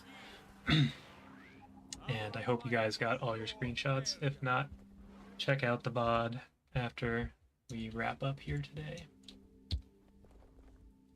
All right, getting set up for the Ritualist. Actually shouldn't take too long. But this one's, I mean, all of the specs that we've previewed so far have been pretty exciting. I'm even more excited to show off the Ritualist here today. Guild Wars 1 fans, you need to keep track of all the Guild Wars references in the Guild Wars 2 version of the Ritualist. There are quite a few of them. I will call out a few of them here and there, but not every single one, because I would just never stop saying, oh look, a reference to a Guild Wars 1 skill. But yeah, let's talk about Ritualist. So we talked about this in the blog, the general mechanics around the spirits and how they work and how they're tied to Ritualist Shroud. The first thing we see here that when we equip the spec, we have access to F2, F3, F4. This is actually coming from the Grandmaster Minor trait. But these are what we're calling the Rupture skills. It's kind of a callback to a skill called Rupture Soul, which was destroy a spirit, and that one I believe just did damage around the spirit. But we're going to have 3 different flavors of these ruptures for each of the spirits. You will have Rupture Anguish, Rupture Wanderlust, and Rupture Preservation. These will obviously destroy that respective spirit and do some powerful effect around that area. So we see here Rupture Anguish, this is going to be your big damage one, give some offensive boons to nearby allies. As we mentioned in the blog, we're kind of expecting that a power DPS build will exist for the Ritualist, as well as a more healy support build. So offensive boons valuable in both those cases as well. Rupturing your Wanderlust, this is going to be more of that CC spirit that we'll see once we get into Shroud. This is going to do that AoE fear. There's not going to be any fear in the Shroud itself, but we will see that on the Rupture here. And finally, when you rupture the Spirit of Preservation, this is just going to give some really strong defensive boons, as you might expect from a powerful defensive spirit, giving Aegis resistance and stability to your nearby allies. So let's just hop into Shroud and start talking about how things kind of work in here. We're going to see, I'll just start off with Anguish. This is the one that we talked about. Whoop, that string has not been encrypted yet. It is now. It's fine. No one saw that. But as we mentioned in the blog, Spirit of Anguish is kind of your bread and butter DPS skill, where you're going to spawn in Anguish. It's going to do a big attack. This is kind of similar to how Mesmer Phantasms work, where the spirit will come in, do a big attack. Also, you, the Ritualist, are going to be doing some relevant component to your skill as well. We see here with Anguish, this is just setting up more of a setup thing. I'm going to be inflicting Cripple, Vuln, applying Painful Bond. That's going to be a skill that causes my summoned creatures, which includes spirits and minions. Those are both going to deal increased damage to this target. And then we see Anguish spawns, does its big attack. This one, basically the big damage skill, does a barrage of projectiles. Increased damage to crowd control foes, increased damage per condition on those target. You know, Spirit of Anguish in Guild Wars did increased damage to hexed foes, so we see kind of a nice nod to that on the big damage skill here, Spirit of Anguish. Notably, the spirits are not targetable. They're not really attackable or destroyable, but that is why they exist as long as you are in Shroud. We thought about this a lot as we were, building the Ritualist and thinking about, obviously in Guild Wars 1, spirits were more of that engineered turret type of gameplay, at least the offensive ones, where they would exist and be attackable and destroyable. So the counterplay was destroy the spirit. Tying it into Shroud, I guess I forgot to mention that we tied it into Shroud because this is kind of the more iconic thing that Ritualists do. We wanted to make sure that when you're playing Ritualist, you have access to these spirits, so tying them into Shroud also gave us that extra lever of, well, now the counterplay to these spirits is pressure the Ritualist out of Shroud. So these spirits are kind of sustained by your life force. As long as you are in Shroud, these spirits will exist.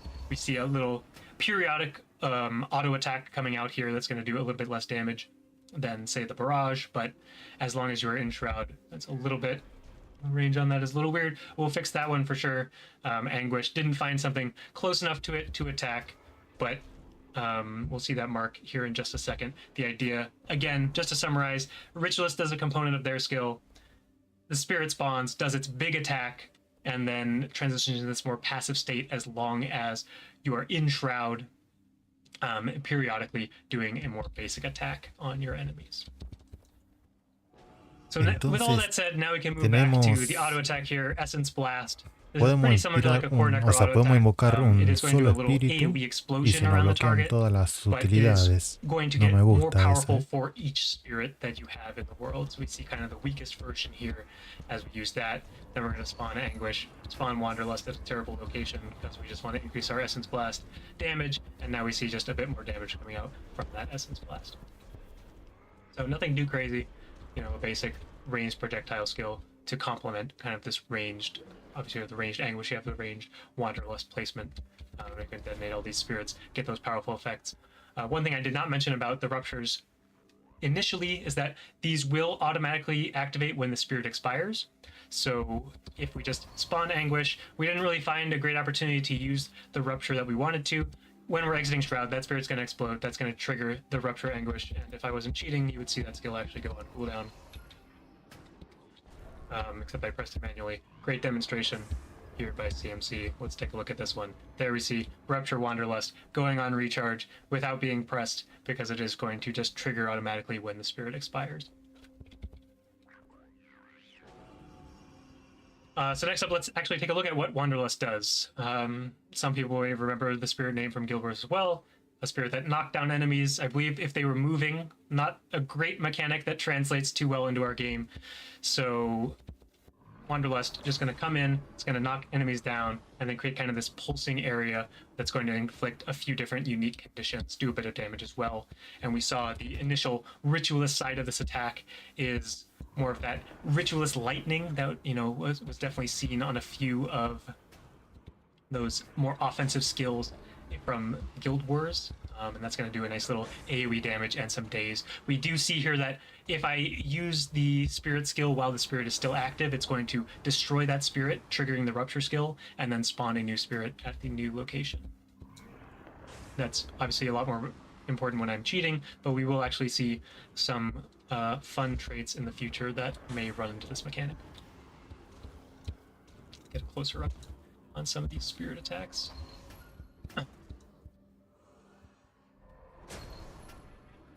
We saw Rupture Anguish triggering as well.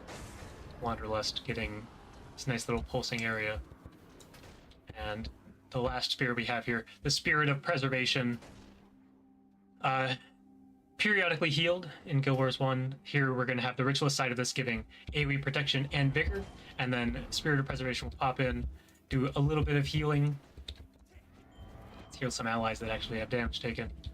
Notably, we did make kind of an exception to the typical Death Shroud rules for the Ritualists themselves, whereas this is mostly a normal Shroud where the damage is taken against the life force pool and you can't be healed, but there are a few exceptions where we are allowing the Ritualists to heal themselves. We'll see here with Preservation, that's going to be a heal that goes through that, but other people still won't be able to heal you. It felt a little weird that you would have a skill in a Shroud that said heal yourself and nearby allies and it just wouldn't do anything. So we're trying that out, seeing if that doesn't break things too horribly, and you will be able to have that kind of self-sustain here in Shroud. Notably, the Spirit of Preservation's basic attack will do a small amount of healing as well to nearby allies. in addition to doing a bit less damage than the other two. One thing I didn't mention about the auto attack Essence Blast is that this will kind of mark an enemy for your spirits to prioritize. So if the spirits find an enemy nearby that has this mark, their basic attacks will be focused on that target. If not, then they're just going to be looking at they're going to find some nearby enemy to attack. But if you want to focus these attacks on a particular enemy, just hit them with Essence Blast. Nothing too crazy. And last up, we have Summon Spirits. This one's going to be more of that utility-focused mobility skill. We're just going to see here that it's a ground target shadow step, so good with like Z-axis situations. But the fun part here is that your spirits will all come with you. And if they aren't currently doing something, that will also trigger a basic attack. So you do have an opportunity to get like an extra burst of damage as maybe your spirits do their auto attack. Then you teleport in with Summon Spirits as well, and they will do an auto attack again for a little bit of extra damage or a little bit of extra heal.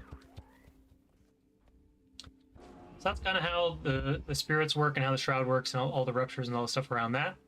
So I'm going to take a quick water break before we hop into the utility skills, which are weapon spells, another thing that some people might recognize.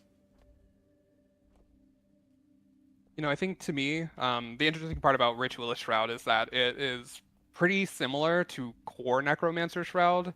I think, you know, as we've gone through the elite specializations, Reaper was heavily melee focused, Scourge didn't have a Shroud exactly, and then Harbinger doesn't have that health effect that normal Necromancer Shrouds have. So something that's pretty similar to what Necromancers played for with a while is what really interests me the most about Ritualist spec, and how we can, you know, have another ranged Shroud that also replaces your health pool and back to that kind of core Necromancer gameplay. Yeah, for sure. And like, you know, range support is just going to be a little bit more useful than melee support. So weapon spells, we talked about this. Let's just hover one of these while we ramble a little bit. We talked about this a little bit in the blog as well, where this is obviously another mechanic that existed in Guild Wars 1, but the way that these skills worked in Guild Wars 1 is that they were ally-targeted skills. You would affect a single ally, grant them this effect, and, you know, they were all pretty powerful, but we've kind of seen the difficulties around ally-targeted skills so far in Guild Wars 2. So we're going to have a little bit different implementation here, where these are going to give an AoE effect around you. All your allies are going to get the weapon spell effect, while the ritualists themselves will get a full power effect. So we see here with Resilient Weapon, this is going to be a damage reduction. It's going to be a pulse heal. Might look, you know, might sound a little bit familiar, even though it works slightly differently. But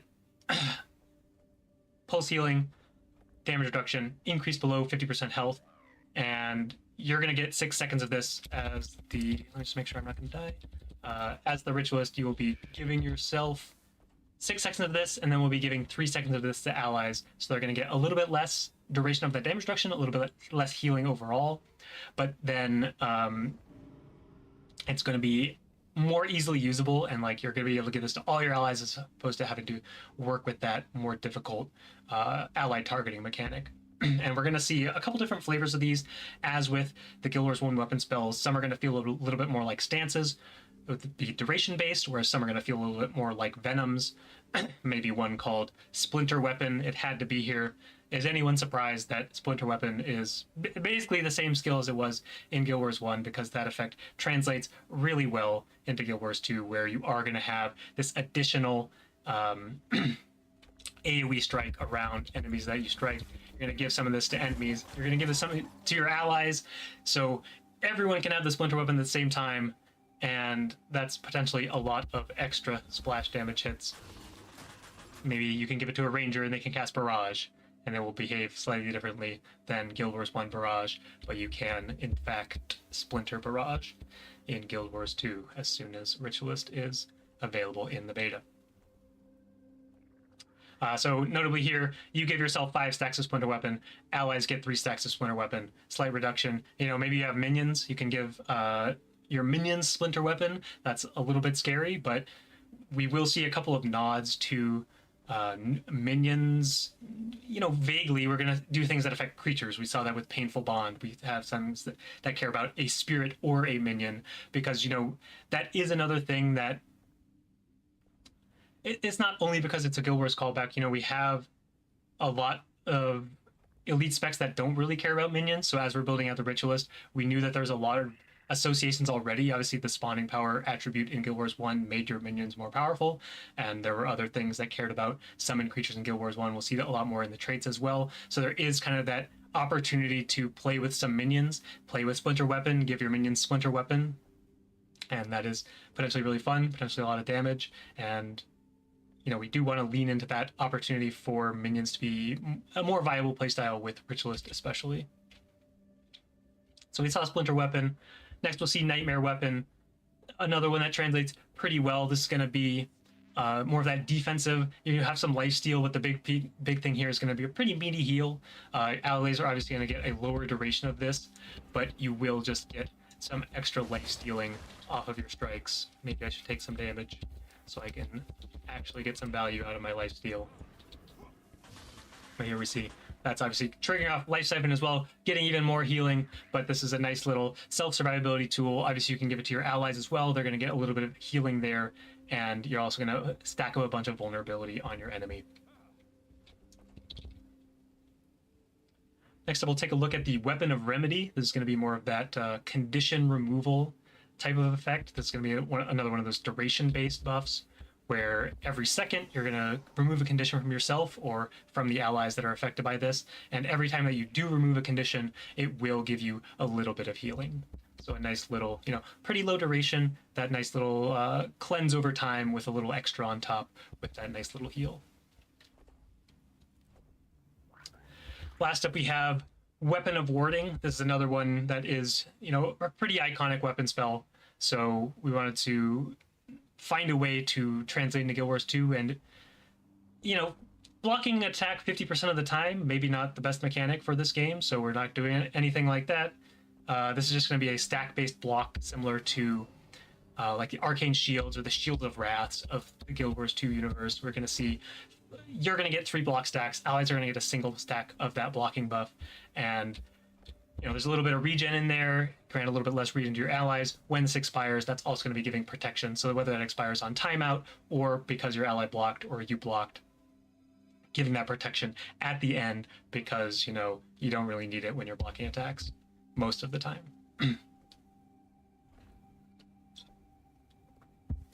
And last up, we have kind of an exciting mechanic, exciting new mechanic that is, again, kind of inspired by Guild Wars 1 pretty heavily. There's going to be Zinray's Weapon or Zinrai's Weapon. I don't know how to pronounce it. I'm sure chat knows whether it's Zinray's or Zinrai's. I always say Zinray. But the idea here is that this is going to give you stacks of a buff. Allies will get a single stack, you will get 2 stacks of this buff. And this buff says that when you take damage over a percentage of your maximum health, it is going to heal for the difference. This is slightly different than how the mechanic worked in Guild Wars. We saw this on stuff like Protective Spirit, Protective Bond, obviously Zinrai's Weapon. It is a pretty interesting defensive tool. We wanted to try it out. It's a little scary as well. So it is on the elite skill here, and there are, I mentioned the implementation here is a little bit different so that there are kind of additional holes in here. This is not going to just set that incoming damage to 5%, because this way, if you take a lethal strike, you will actually die. This won't prevent you from getting, killed by a boss attack that says you die instantly, or it does just so much damage that you are going to die from the strike. But if you survive the strike and it did more than 5% of your max health, it is going to heal you for the difference, and then you're also going to do a little bit of lifesteal to that enemy. Pretty fun idea, pretty powerful defensive tool. Is also going to break stun for allies and give them just a single stack of stability. We saw the big stability over here on Rupture Preservation, but a nice little bonus stack of stability to your allies. And you can obviously give them the Zinray's Weapon as well, so they can have a single instance of that defensive mechanic.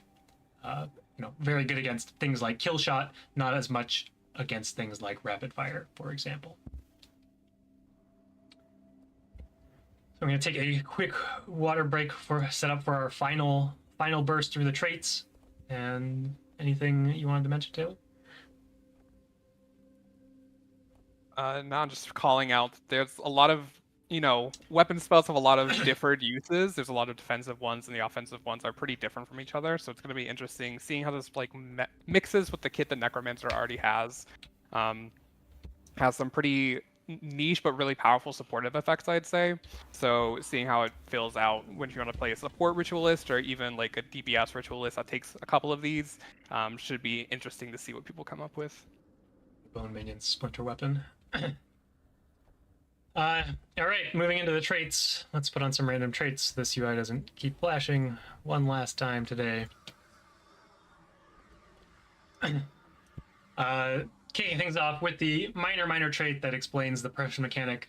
Spawning power, obviously a callback to the primary attribute of the ritualist. A nice little nod here on a trait that doesn't actually do anything other than tell you how all of these things work.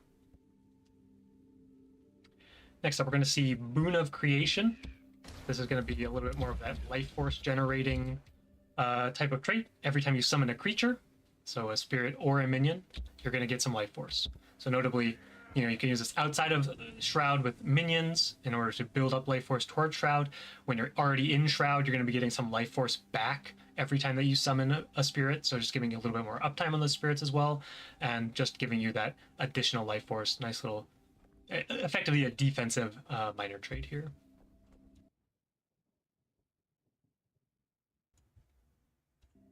Next up, as mentioned, Ruptured Souls. This is going to be the thing that's actually giving you access to the Rupture skills. We wanted these to be pretty powerful. We saw a lot of damage, a lot of might, fury. Obviously the huge boons here on Rupture Preservation. But we wanted to make these skills strong enough that we felt it is essentially the trait level strength of those effects, as opposed to making them significantly worse and then putting a different effect here in the Grandmaster slot. Moving into the adept traits, the first one here is kind of a fun one, Wandering Spirits.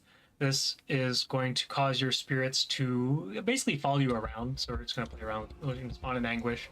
And the idea is that every time Anguish goes to auto attack or any of the other spirits go to auto attack, they're going to first move closer to your position. So not as relevant if you're fighting a stationary boss, but maybe you're running around the open world and you're going to want your spirits to be following you around as you're moving, hopefully be near enemies still, such that your spirits will be attacking things, but this is giving you that opportunity to not have them locked to a single position when summoned.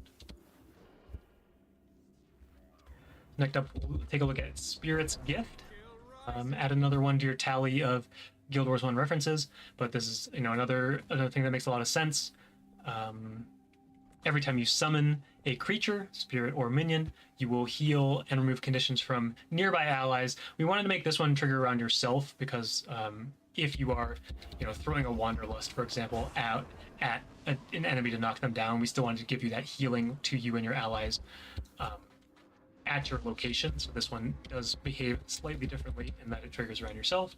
But this is another case where we kind of made an exception. Spirit's Gift will allow you to heal yourself when you are in Shroud, because a lot of the creatures that you are summoning are going to be in Shroud, whether or not you have minions. Next up, we have Explosive Growth, kind of the collection of ritualist enchantment spells, because really what are traits other than enchantments that never expire? But Explosive Growth, every time you summon a creature, deal damage to enemies around that creature. So again, I'm going to run in, spawn my bone minions. That's going to do a couple of procs of Explosive Growth. You go into Shroud, summon some spirits.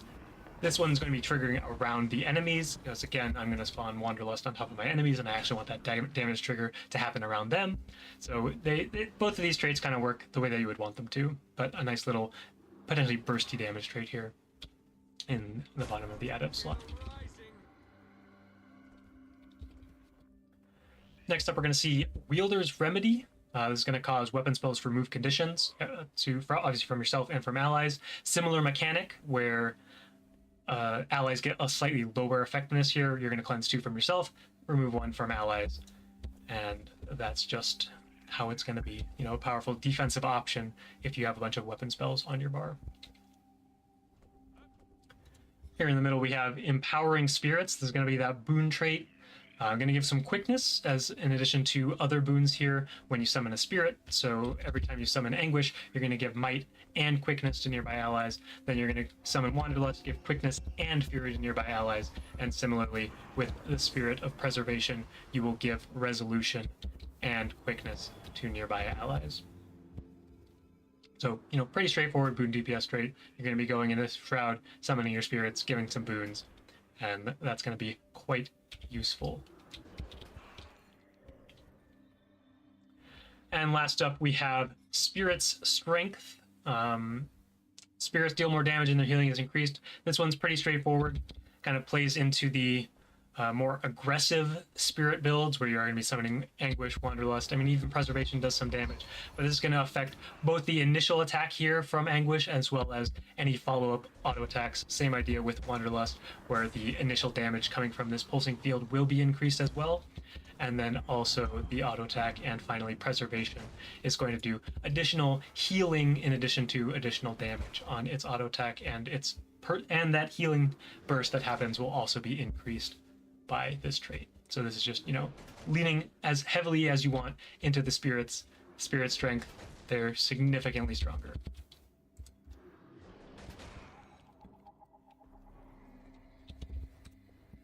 Three more traits to go. Kicking things off with Wielder's Boon. This is kind of an additional weapon spell trait where now all your allies are going to get the full effectiveness. So this is, I mean, it's good with all of them. This is also going to work with Wielder's Remedy. Whether or not it does right now, I have to double check because that was kind of a late adjustment, but it will give you the full effectiveness of Wielder's Remedy as well, so 2 Condy removals.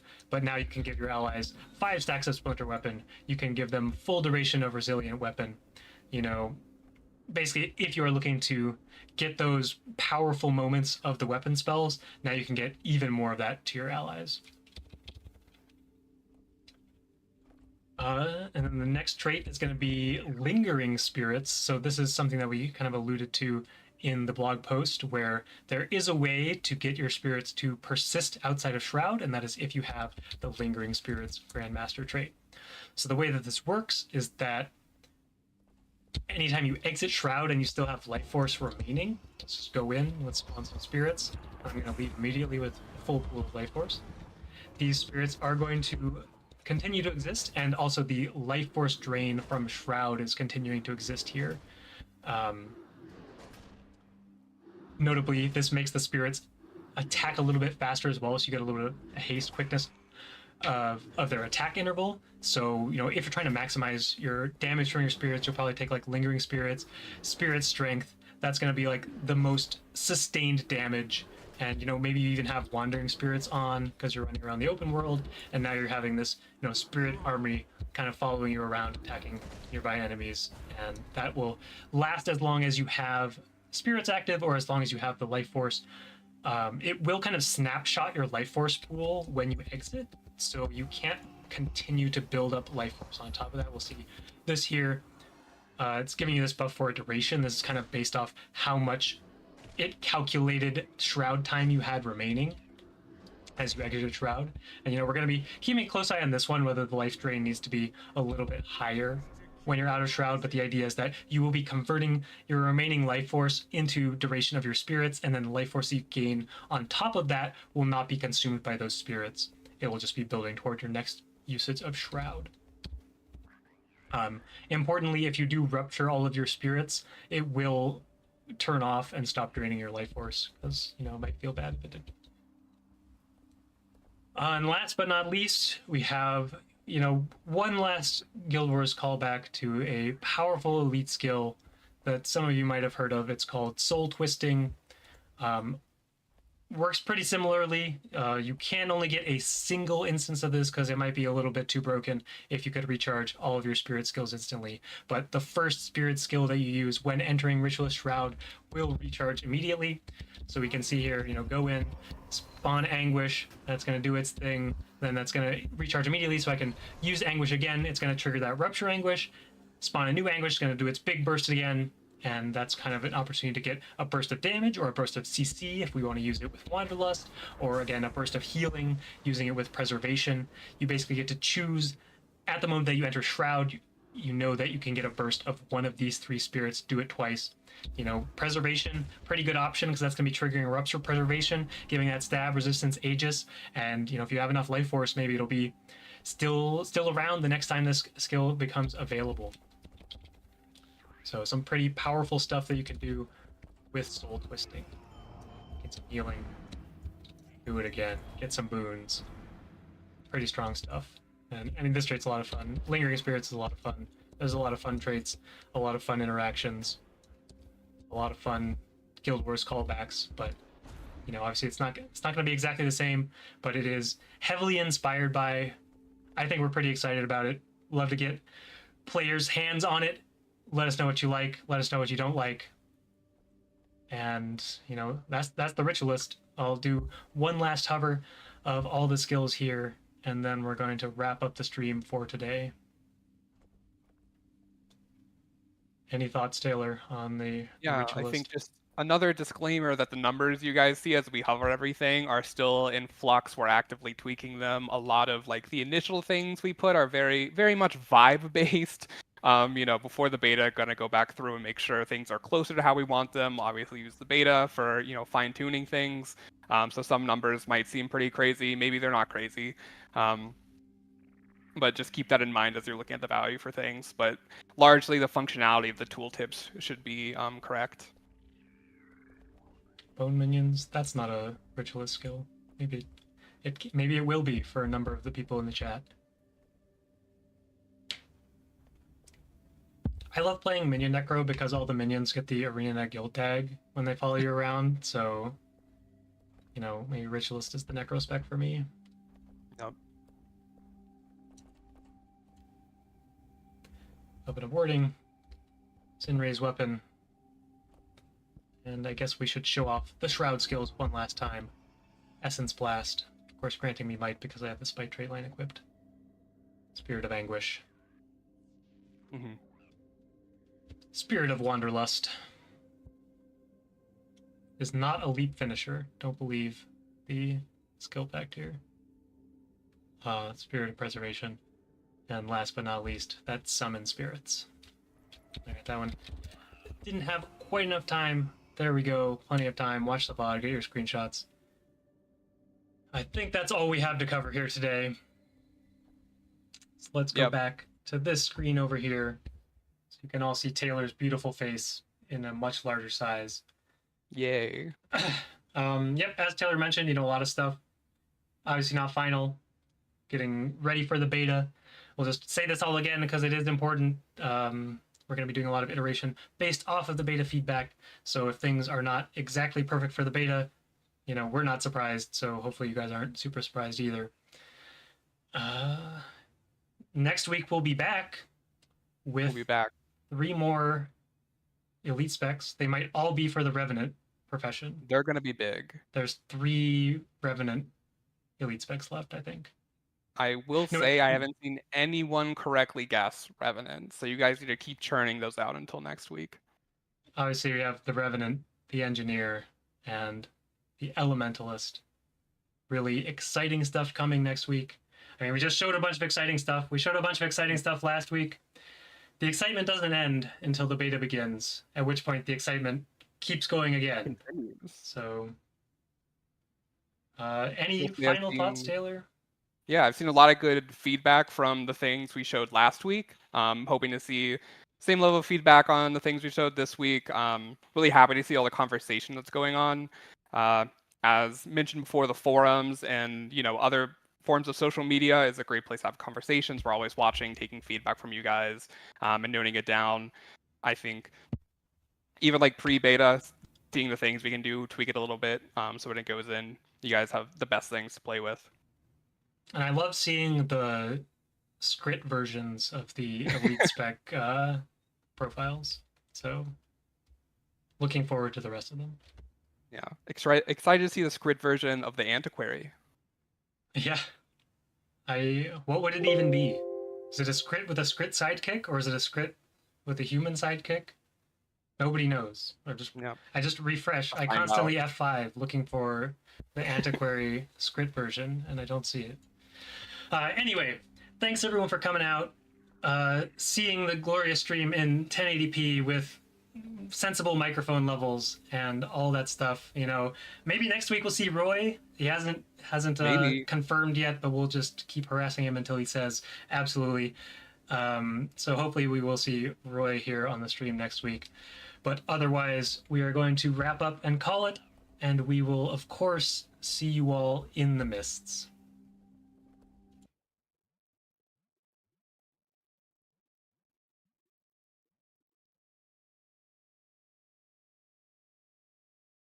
Uy, uy, uy, uy, uy. Ahí terminó. A ver. El chat estuvo bastante jodido acá. Tuvimos bastante para ver de todo lado. Así que vamos. A ver. ¿Dónde se guarda? Problemas técnicos, gente. Problemas técnicos.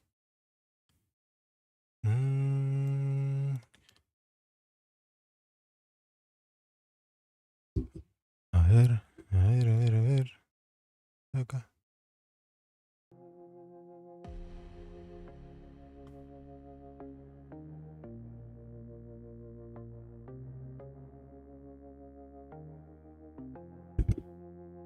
A ver, tenemos el ladrón. Que en resumen, para los que no vieron o no prestaron atención, el ladrón es la nueva clase meme. Básicamente eso.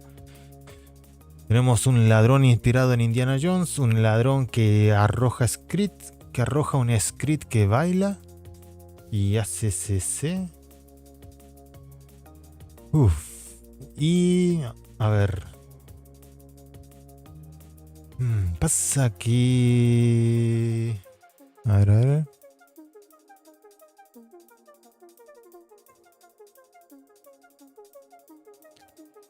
Ahí está, ahí estamos, gente. ¿Qué podríamos decir del stream ahora? Casi 2 horas de stream, más creo. Y tuvimos lo que serían... A ver, como digo, empecemos con el ladrón. El ladrón es por sí confirmado. Es una clase meme, una clase para... No sé, para ir, para divertirse. Es una clase diferente. A ver. En el ladrón hubo mucho hate. El chat era mitad que no lo banca. La otra mitad era que se reía y entendía el propósito del ladrón. Que es una clase meme. Tenemos... Aplica confusión, aplica quemadura. ¿Dónde están las armas? Acá, la curación.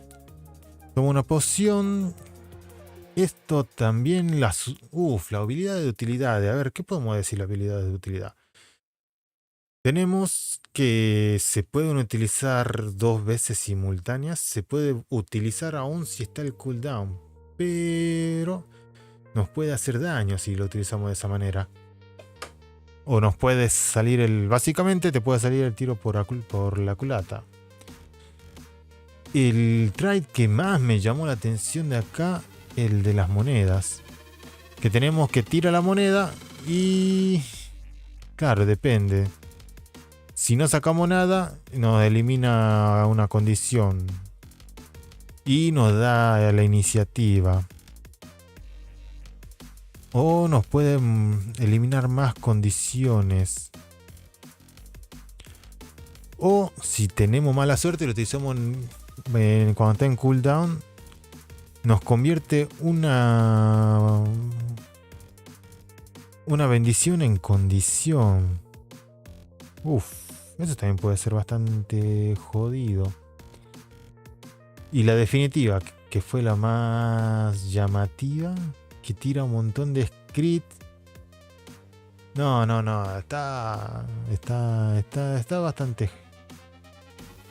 Es bastante particular, por decir algo. Bastante particular, le diría yo. El guerrero fue el que más me gustó. El guerrero, sin duda.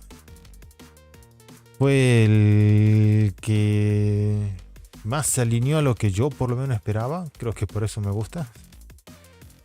Claro, es un guerrero healer que puede funcionar tanto como healer puro como healer y además soporte. Un daño. Me gustó mucho la referencia que hacían a mundo contra mundo. Puede funcionar bien en mundo contra mundo. Yo lo veo en mundo contra mundo.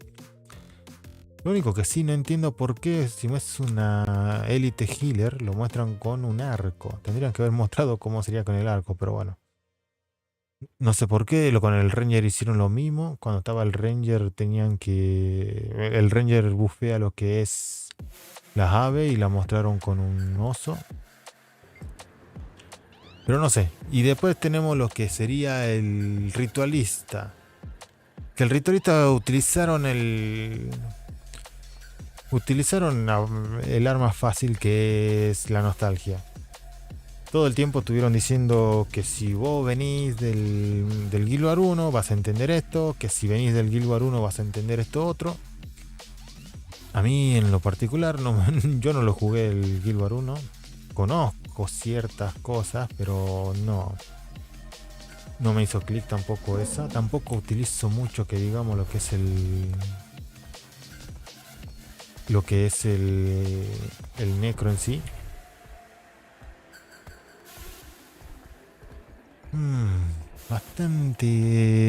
Bastante particular, por así decirlo.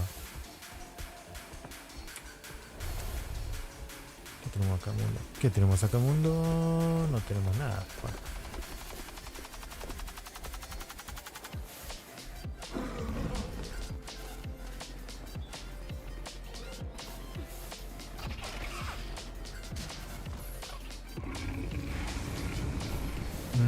A ver, si tuviese que adivinar dónde está enfocado el ladrón. Mundo abierto, obviamente. Yo creo que todas las élites funcionan en mundo abierto de alguna u otra manera. Mundo abierto no te exige demasiado. Es difícil que una élite no funcione en mundo abierto. Así que bueno, la sacamos. Ahora poniéndole más concretamente... ahí viene lo rojo. El ladrón en raid tiene utilidades como el CC, que bueno, siempre viene bien algo de CC. Se puede controlar para que sea daño condi, para que haga más un daño burst.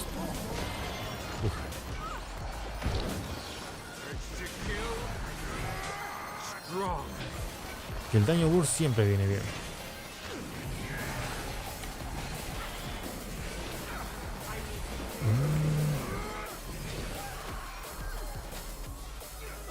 Pero sí, el ladrón no deja de ser una clase de meme. El ladrón no deja de ser un chiste. El ladrón... Por algo le pusieron Indiana Jones. Por algo le pusieron toda esa imagen de referencia.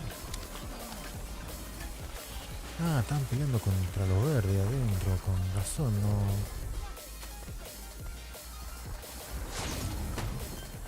¿Qué pasa si yo vengo acá?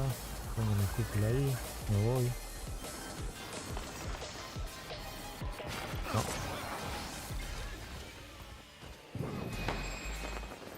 Lo que pasa es que me van a querer atrapar, obviamente. That seems good.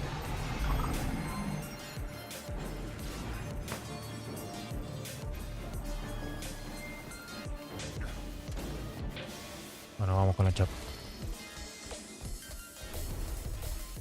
Y a ver, el guerrero lo veo en mundo, lo veo acá. Yo en la beta voy a probar el guerrero acá en mundo junto con lo que sería el Mesmer. Creo que si tengo que poner en la balanza lo que fue el Mesmer y lo que fue el guerrero, me gustó más el guerrero. Vamos a ver ahí qué tal funciona. Y después el necro. Como digo, el necro no lo utilizo demasiado. No me llamó la atención, la verdad. Habría que ver qué tal funciona. Tiene varias utilidades para contenido de grupo. Creo que está pensado más para lo que sería raid, fractales. En PvP también puede servir. Y bueno, como digo, mundo abierto todo funciona.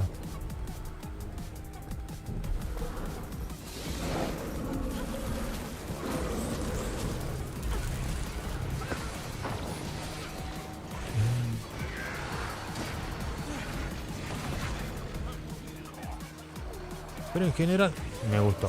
Puedo decir que... me están matando. Puedo decir que me gustó. No le tiro ningún hate. Me gusta el ladrón. Tengo muchas horas jugadas de ladrón. Y si no me gusta la élite del Indiana Jones, lo único que tengo que hacer es seguir jugando ladrón como a mí me gusta. Nadie los va a obligar, gente, a utilizar una clase de una élite que no quieran. Me morí. Por querer hacerme el pícaro de meterme ahí.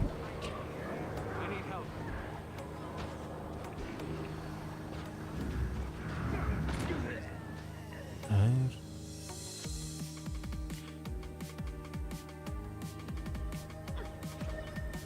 Nadie los va a obligar a utilizar una élite que no quieran. Así que si no les gusta una de las élites, pueden seguir jugando la que quieran. Indiana Jones la voy a probar por el meme, pero fue la que menos me interesó de momento.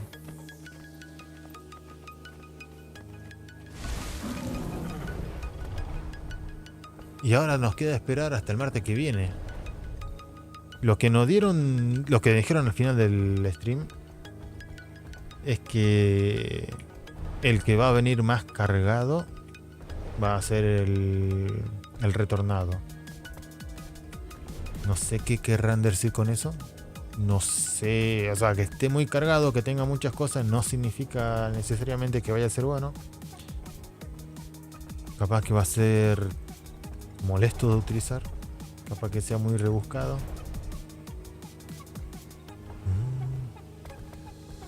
Pero bueno, vamos a ver ahí cómo va a funcionar.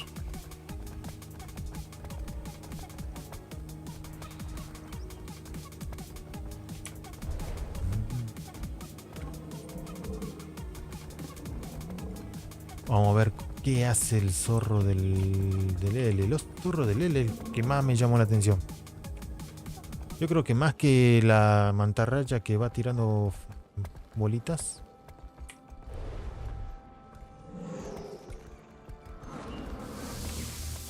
Me interesó el del video que mostraron. Me interesó el L. Y por último tenemos lo que sería...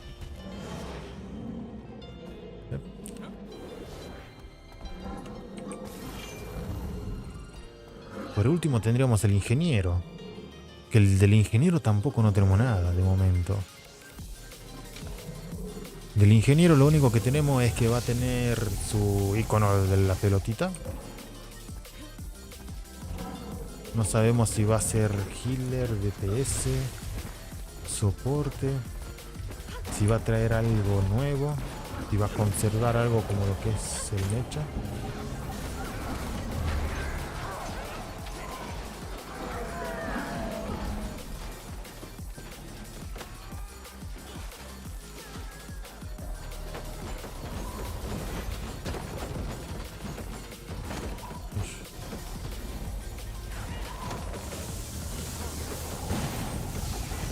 Y hay que ver también por qué lo dejaron al último.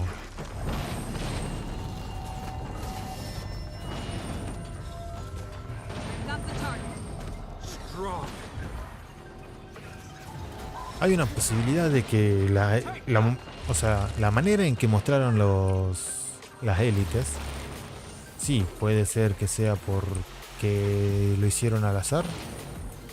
O puede que haya mostrado una interesante, una más o menos y una aburrida, como vienen haciendo. O puede ser que no estén terminadas, te están controlando lo que hace realmente cada élite, que ojalá no sea así, porque ya a esta altura deberían estar definiendo más que nada lo que son los números. Cambiarle algo a esta altura va a ser complicado. Uy, están los verdes allá.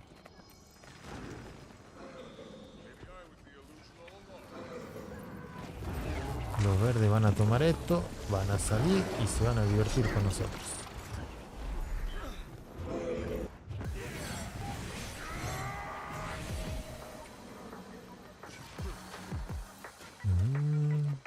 Attack my target.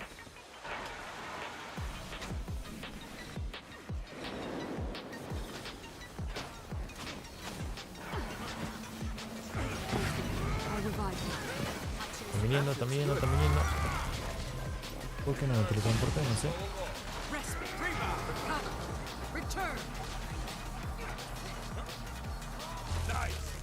Uy. Qué lindo desastre que se hizo ahí adentro.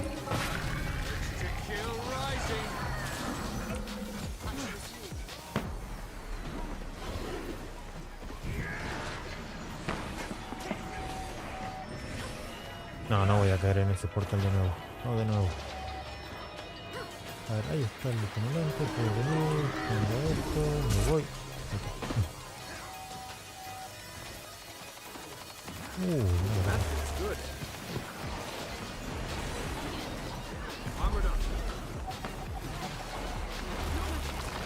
A ver, pero también tener... Creo que ellos habían dicho que no estaba en sus planes tener más élite de la que ellos estaban. Kanta supuestamente iba a tener la última élite. Después se dieron cuenta que hacían falta más... Que no estaba bien balanceado, que hacían falta armas. Sacaron Soto. Dieron las armas que hacían falta. Y ahora vienen con nuevas élites. Como digo, para mí el guardián es el que más necesitaba una nueva élite. Una élite healer. Porque le dieron un arma healer, pero no tenía una élite healer. Pero de ahí además, por ejemplo, el ladrón. Si le dieron Si al ladrón le dieron una élite meme, es porque no necesita otra nueva élite.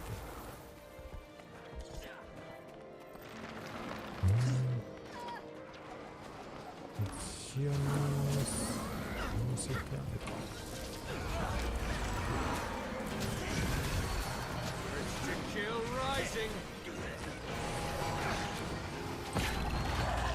Después, ¿qué tenemos? Tenemos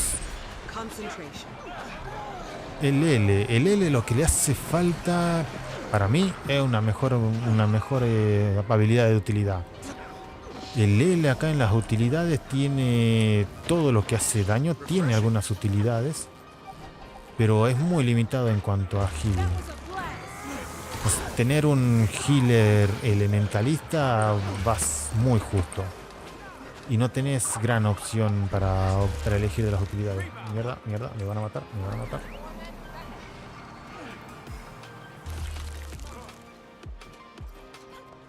El retornado. El retornado tiene... Como digo, hace falta una especialidad que dé bendiciones y cure al mismo tiempo. Porque estar cambiando entre Glint para dar bufo y la tabla para dar curaciones es molesto. No tiene una buena aplicación de estabilidad. Eso lo podría mejorar con una nueva élite. Y el ingeniero ¿qué puede pedirse una élite nueva? El ingeniero ya tiene healer. El ingeniero ya tiene DPS. Tiene lo que es soporte. No sé qué se le podría pedir realmente a un ingeniero, la élite. Así que ahí podríamos esperar tener una élite meme. Aunque no sé la verdad si Arenanet se jugaría con 2 élite meme. Pero ya vemos que por lo menos con una se la jugó.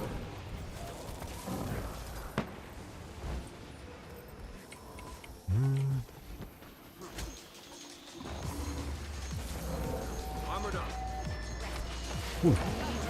No, me mataron. No lo vi venir.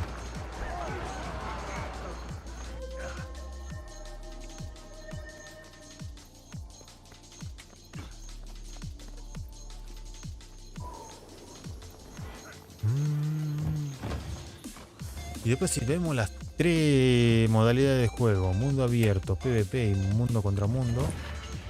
PvP veo que va a cambiar mucho. PvP va a cambiar con el Ranger. El Ranger va a cambiar mucho lo que es el PvP, la nueva elite.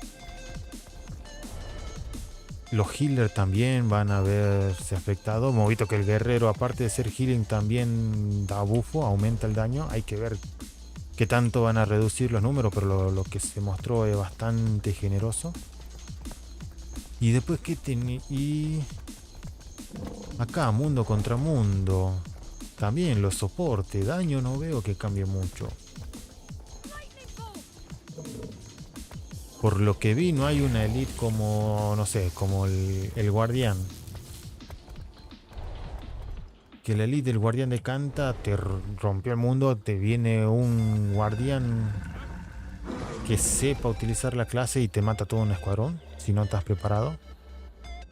Recuerdo cuando salió estuvo muy roto. El Spellbreaker cuando recién salió PoF también estuvo rotísimo. Cambió todo el map, todo el meta. Pero como digo, no veo una clase nueva en la que yo pueda decir esto va a cambiar todo el modo de juego.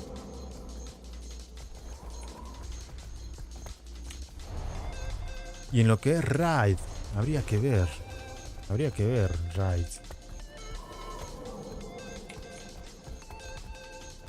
La aplicación de bufos, como digo, también el que más me interesó fue el Mesmer. Aunque el Mesmer en Raids funcionaba con los clones. Tal vez en Strikes podría ser la gran diferencia. O en Fractales. ¿Qué dónde está el tag?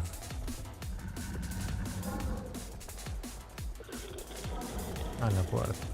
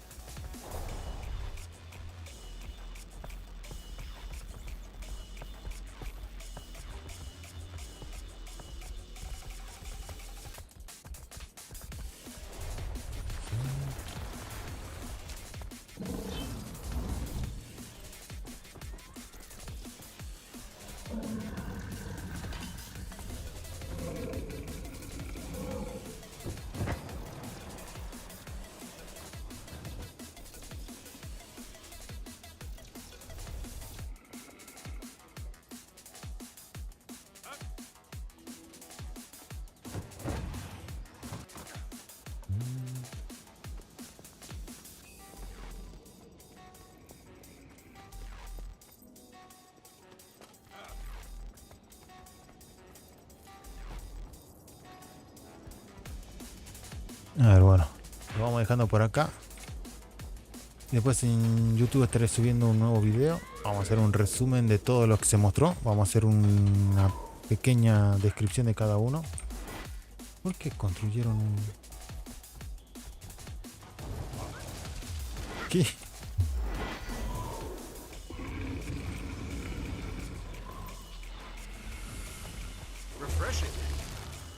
No sé por qué pusieron acá.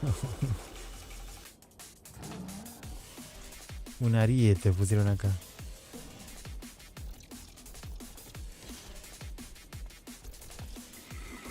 Bueno, después seguimos. Yo me voy desconectando. Nos vemos.